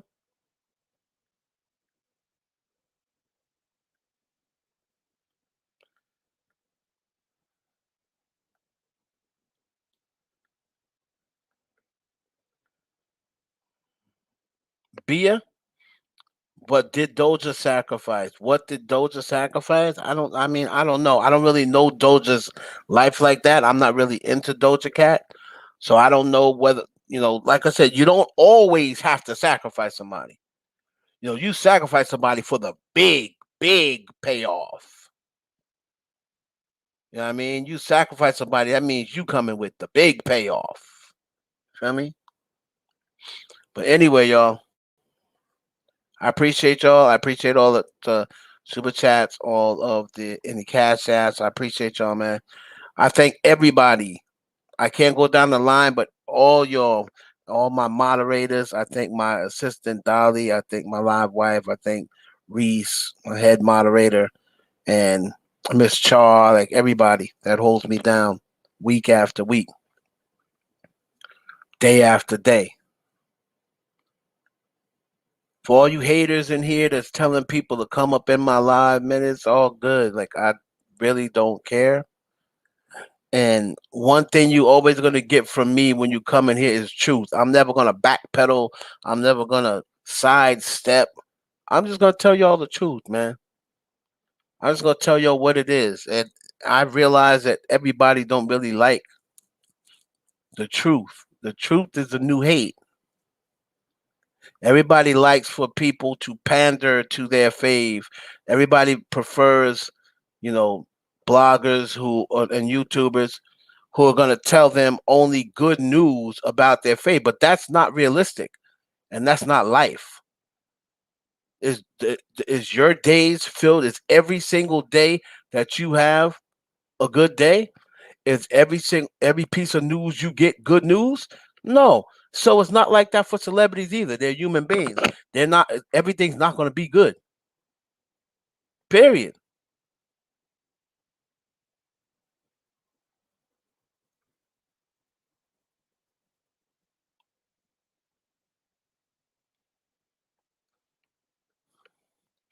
I always thought that you choose, but a couple of people told me that wasn't true. A couple of people told me that you don't really choose. You can choose whether it's a mother, something like that. But if it's not your mom, I think I don't or I think if it's not your mother or your dad, I don't think you can choose. That's what some people told me. Like I thought you can choose who, but I was told no. But told you can't choose. Anyway, like I said, people are always talking about, oh, I don't tell the truth. Oh, I was dissing Nicki. I had people going off of me today because I said that Nicki don't mess with Doja Cat. So, and I had Nicki fans getting mad. Why would Nicki fans get mad because I say she don't mess with Doja Cat? How is that disrespecting Nicki? Okay. If you think want to think she don't have an issue with her, that's fine. Think she don't have an issue with her, right?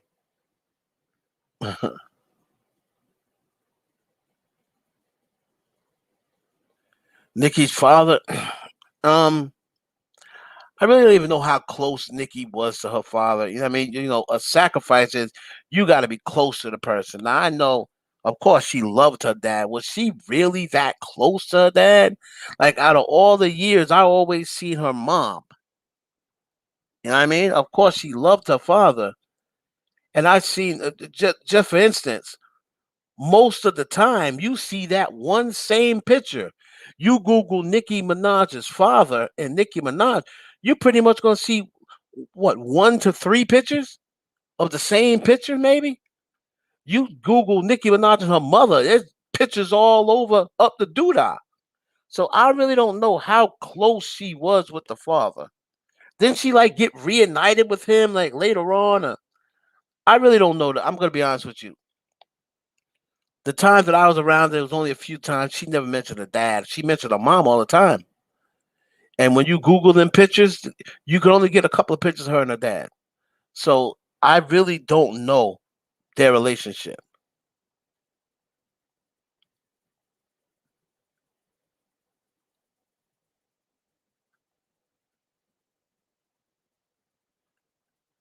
Right, but the Jessica, the only reason I brought that up is how much is it a punishment if she really didn't mess with him? Safari, I believe. I mean, I believe if Safari was still with Nicki, I don't believe the hate train would have came as early as it did, and I don't think that Miley Cyrus shit and all that stuff would have ever happened because you have to remember something. Nicki's first big argument, it wasn't about Miley Cyrus. That was not the first thing. The first thing that got Nicki in the hot water was when she went off with Meek and her management told her she shouldn't date Meek. Her management told her when she got rid of Safari. See, you have to remember, Safari wasn't just Nicki's boyfriend. Safari was a part of the brand. Like he was the hype man. You know what I mean? He was, the ad lib man. You know what I mean? He went and he let Nicki be Nicki. See, people really, because oh she got rid of him, and then you found out years later about what he did with her credit cards. Whatever. People don't really understand what Safari did being with Nicki. He allowed Nicki to be Nicki. And he allowed Nicki to create that brand and just staying able to do what these other niggas haven't been able to do. Just stay the fuck out the way. Every dude she's had since him can't stay out of the way.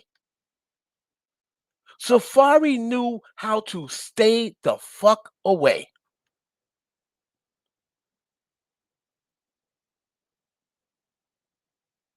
That's what he did best.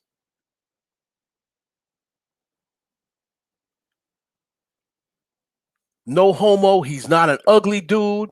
So she can go up in a meeting with Safari, and Safari can sit there in a suit or with dark shades with a hat and just sit there, got his jewels on, and he'll just sit there quiet and let her do run her thing.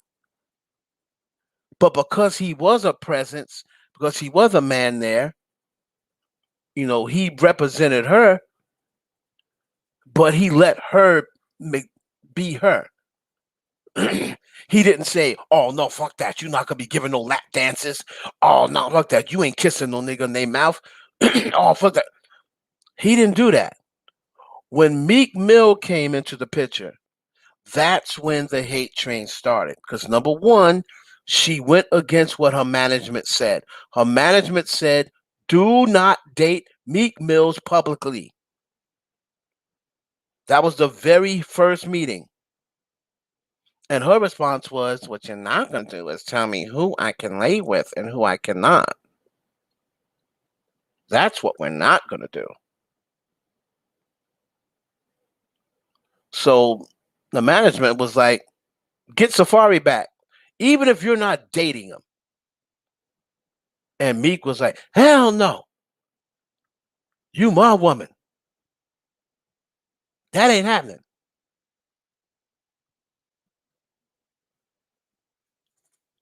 So that was the first problem. Then she moved into that big house with him. She was trying to rebrand him. She started getting him her stylist and she tried to rebrand Meek, and it didn't work. It backfired on Meek too. And it backfired on her. That's what all the jokes started coming in. That's when people started saying, "Oh my God," that's how the Joe Buttons beef started. Joe Buttons and Nicki was like, "I thought we were cool. Like I thought you was cool, and now you're talking all this." Because Joe Button was like, "Oh man, I don't like soft Meek. I don't like in love Meek. I like dirty braids Meek." he get with Nick and he cut his hair and this, that, and the other. And he's soft. He's walking around with these crazy clothes. You know how Joe is. He's got these weird clothes on. I don't know the Meek that I knew. I don't know who this nigga is.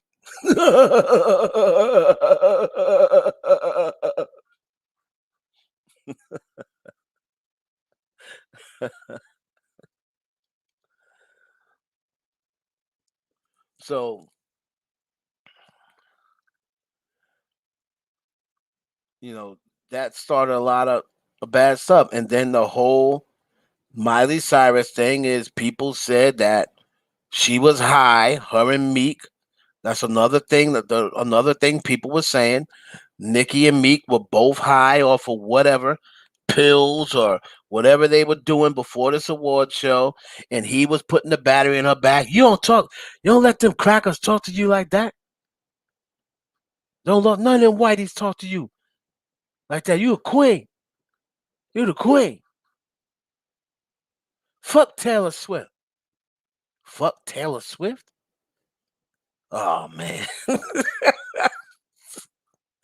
Fuck Taylor Swift. And at that time, the two worst she couldn't have picked two worst white people to pick a fight with.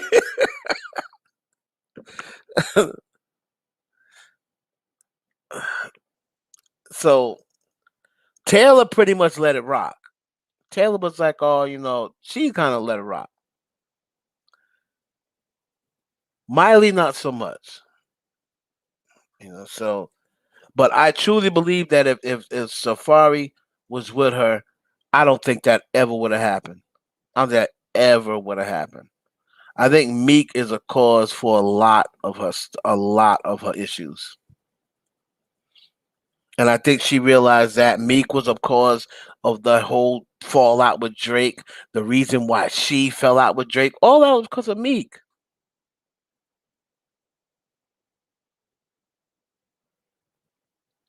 An industry favorite? Well, Nicki was never really an industry favorite. Like she kind of like did things in spite of people in the industry because when she first came out, I mean, she's always been a fan favorite, and she's still a fan favorite. She's always gonna have fan support because she has that core fan base. But when Nicki first came out, she was dealing with the Little Kim people. So she's never really had the full support of the industry because she's always came because the first thing is the first part of Nicki coming to the industry, Mariah Carey messed up because everyone thinks Mariah Carey is innocent and darling, and then she went around saying she's a bitch, with her raspy ass voice. She's a bitch. Don't get close to her. She's a bitch. And the whole time it was Mariah who was the problem. But you see, because Mariah had that rapport with the industry, and she went around branding Nicki as a bitch and branding her as a person who doesn't respect, people. She was the one who started that narrative. Mariah Carey started that narrative. She doesn't respect the people. You know, I spent time with her, and she doesn't respect the divas and the legends that came before her. She has no respect at all. So she was never an industry favorite to begin with. But when she was at that point,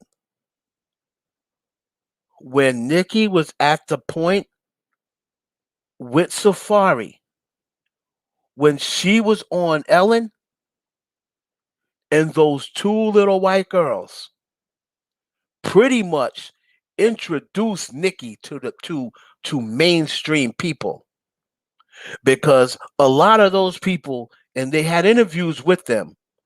A lot of those people that was sitting in that Ellen audience had never seen Nicki Minaj, and they only had Mariah from what they heard about her and Mariah, and she was a rapper.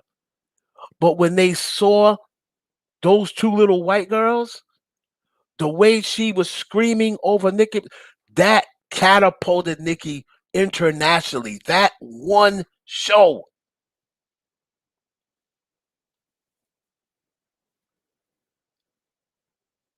Kenny's not staying out of the way because number one, he's intimidating. Number two, he's always around when she's around. He's always traveling with her. He's already been in incidents. He's been in an incident with Meek, the whole Trinidadian, the whole incident in Trinidad. She's doing music videos, and here he is right there in the video. No, he doesn't stay out of the way. He's not a person who she can take with her to a meeting. And on top of that, his track record. You know what I mean? White people, oh man, here's her husband. I read somewhere he's a ex rapist or something like that. Is that true? Yeah, yeah, yeah. Shh. Here she comes. Here she comes. Shh. I'll tell you about it later. You see? That's what I mean.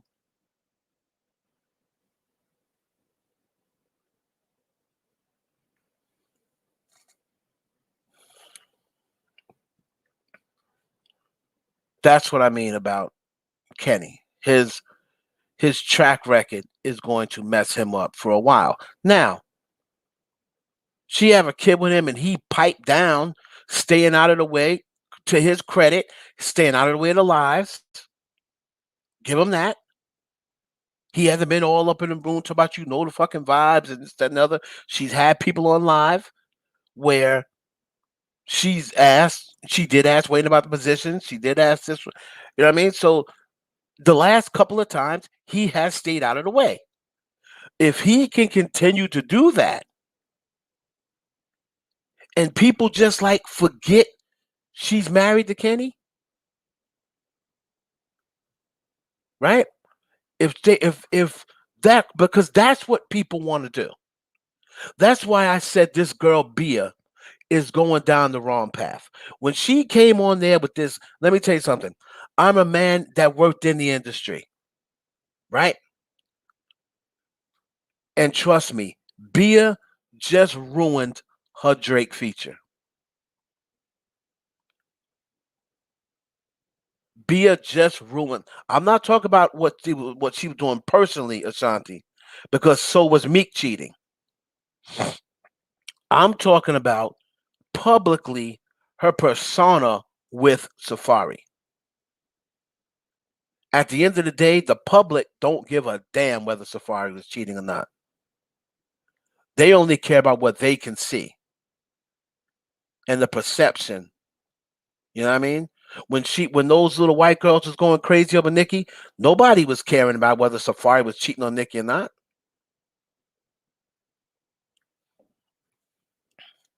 Um,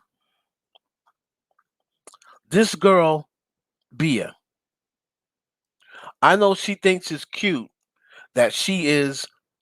Oh, she doesn't want to upset her boyfriend, and you see how annoyed Nicki Minaj was at this girl. Oh, that's unfortunate.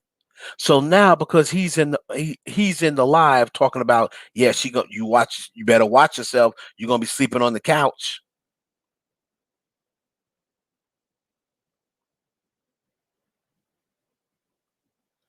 Right? Nikki was like, listen, whoever you're with, he has to understand you're an artist. Oh no, no, I promise him I wouldn't do that. Kill, kill, kill. Look, ho, this is Queen Radio. They lucky I wasn't the producer. I've been like, can we take five, Nikki, real quick? Can we take five? We got 5 minutes? Okay. Bia? Baya? What's your name? Bia or Baya? Bia, come with me. 5 minutes, just 5 minutes. Yeah, right over here. Right over here. Just real quickly. I just want to say something to you real quick. Right here. Listen. Look, ho, this is Queen Radio. I don't know what you done brought here. I don't know what you trying to pull. This is Queen Radio. You were on the air with Nicki freaking Minaj. Okay? You don't come on Queen Radio and say you're not answering questions. 5 minutes is up. 5 minutes? Okay. Have a nice day. You do not come on. I don't know where her publicist was. I don't know where her management was. You do not come on there and say, "Oh, I got a boyfriend." You just lost whatever male fans you had.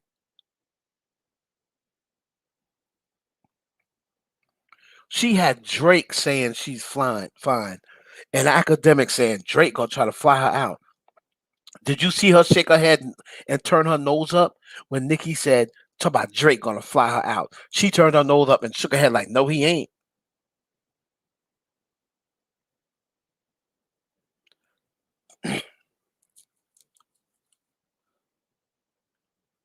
Right, KG. If see, but KG, I'm gonna be honest with you.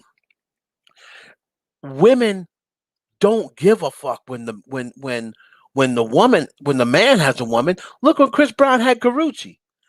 His popularity didn't go down at all. When Drake was with Rihanna, his popularity didn't go down at all. It's when and Bobby Brown. When Bobby Brown was married to Whitney, the women don't give a fuck if you married or not because the men, you never see the men saying, "Oh, I'm not going to do that because I'm married."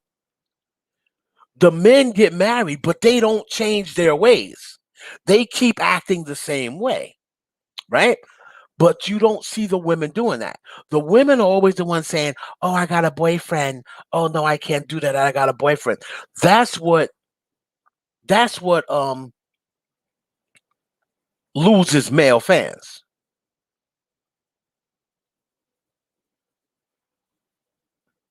right? The women the women knew, but trust me, I was used to go to Bobby Brown's concerts. The women knew that Bobby Brown was married to Whitney Houston. You know what? They did not care because he was still humping girls on stage. He was still acting the same way. Was married to when Usher had that wife, but he was still out on stage bringing girls on the stage. Them girls didn't give a fuck if Usher was married.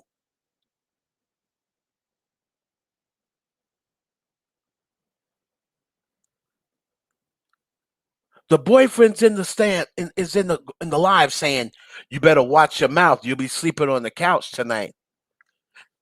He looks like some possessive. If she's gonna say she can't play a game, if she's gonna say she can't play marry, sex, kill, you already know what time it is. He probably bust on her face when she got home.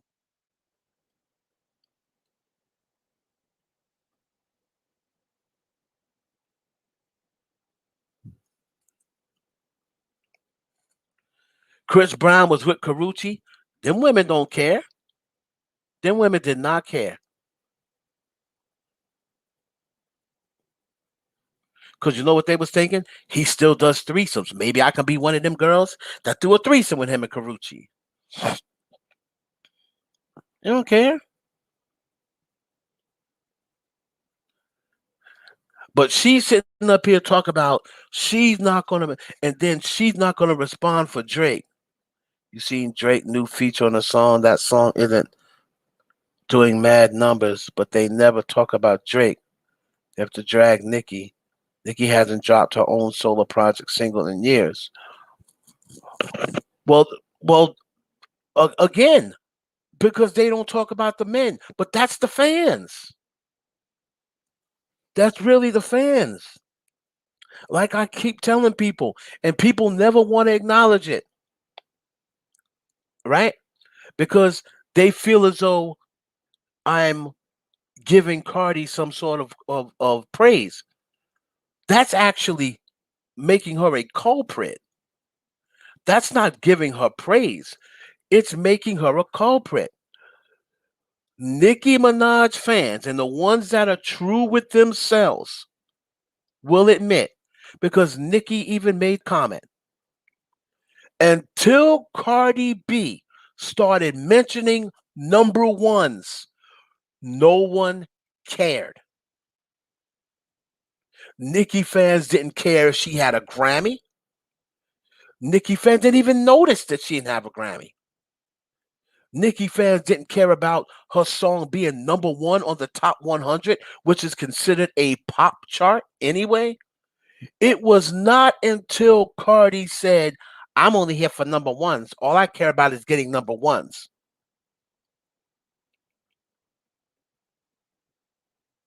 She started that. And that's when all this madness started.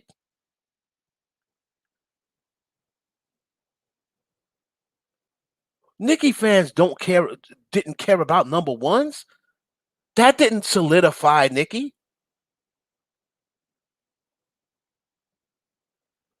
Forgot all about the Grammys until they mentioned Nicki didn't have a Grammy. I said to myself, Nicki don't have a Grammy? I just found out Nicki didn't have a Grammy when they started mentioning it 2 years ago. I didn't even know because it didn't matter. No one cared about number ones until Cardi B said that. And because she's doing something and she's making it known that Nicki wasn't doing, now all the Barbs changed their narrative. Now, oh, we got to get it to number one. We got to get it to number one. And now number two is a flop. If you go number two, now she flopped. Oh, let's stream it. Let's have streaming parties. It wasn't doing that before. As long as it was going number one on the rap charts, that's all people cared about because Nicki is what? A rapper. That's what everyone prides on. Nicki's the best rapper. So why, let me ask Nicki Minaj fans a question. Why isn't her going number one on the rap charts? Why doesn't that mean anything anymore? Now, if she goes number one on the rap charts, it's not even acknowledged. It's not even acknowledged.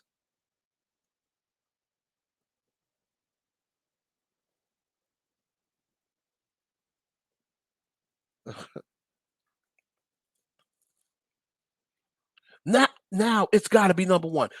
People watching the charts, streaming, streaming other people to make sure that Cardi don't get number one. Make sure. I mean, that's not what music was about. And Nicki said it herself. It used to be fun. It used to just be about the music. People just enjoy the music. Now everybody's talking about what's going number one and what it's doing on the charts. And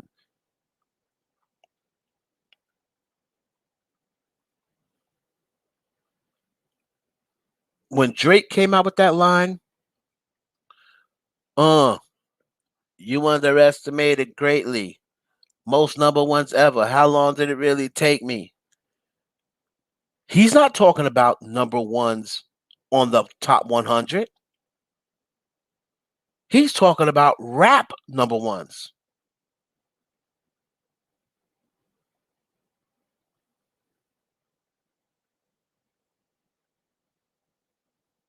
He's talking about rap number ones.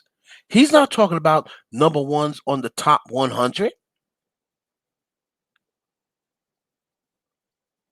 He broke Jay-Z's record for rap number ones.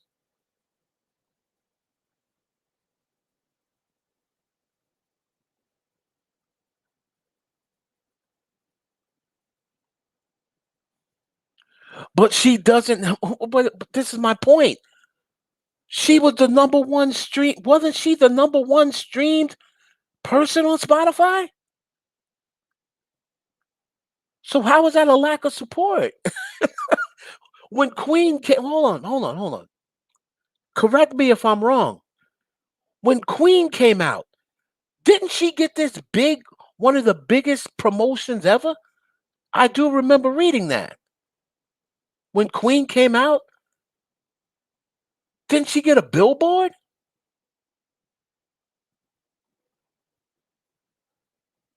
She got a billboard. Exactly, Daymore. Exactly. So because Nicki wasn't going number one on the pop charts, people started saying she's not getting radio support.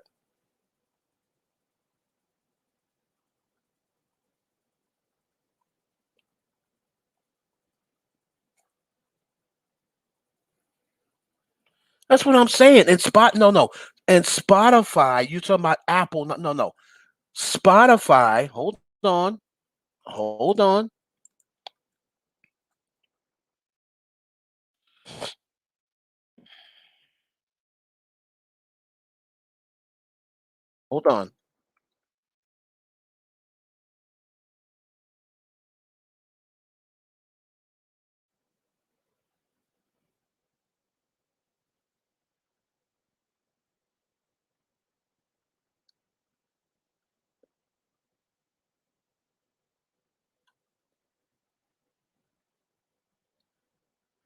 So Spotify responds to Nicki's Queen criticism, right?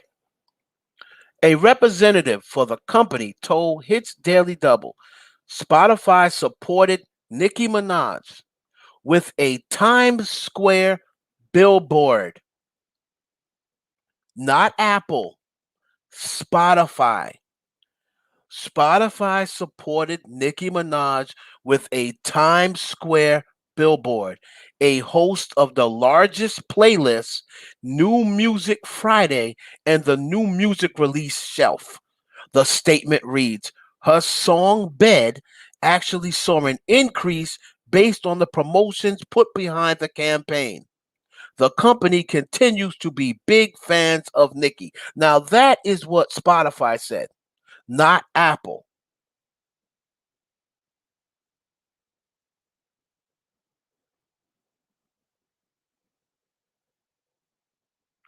Listen, I'm reading the statement.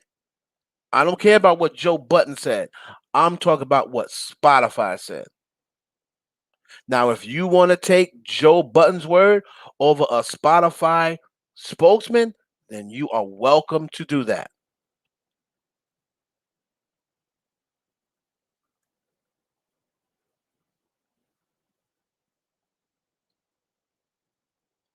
That's what I'm saying.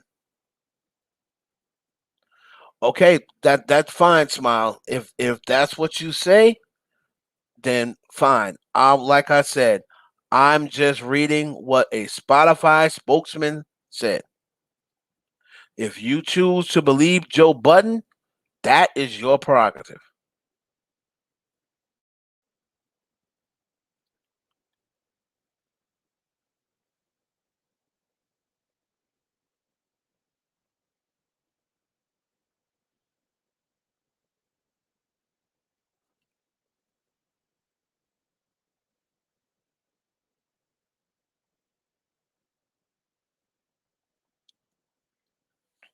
That's why I said numbers do matter. See, and that's one thing that I have to say. You got to stay consistent. You can't say people can't say numbers don't matter when it's not in their favor, and then say numbers do matter when it's in their favor. You see, it's either it matters or it don't. It either matters or it don't.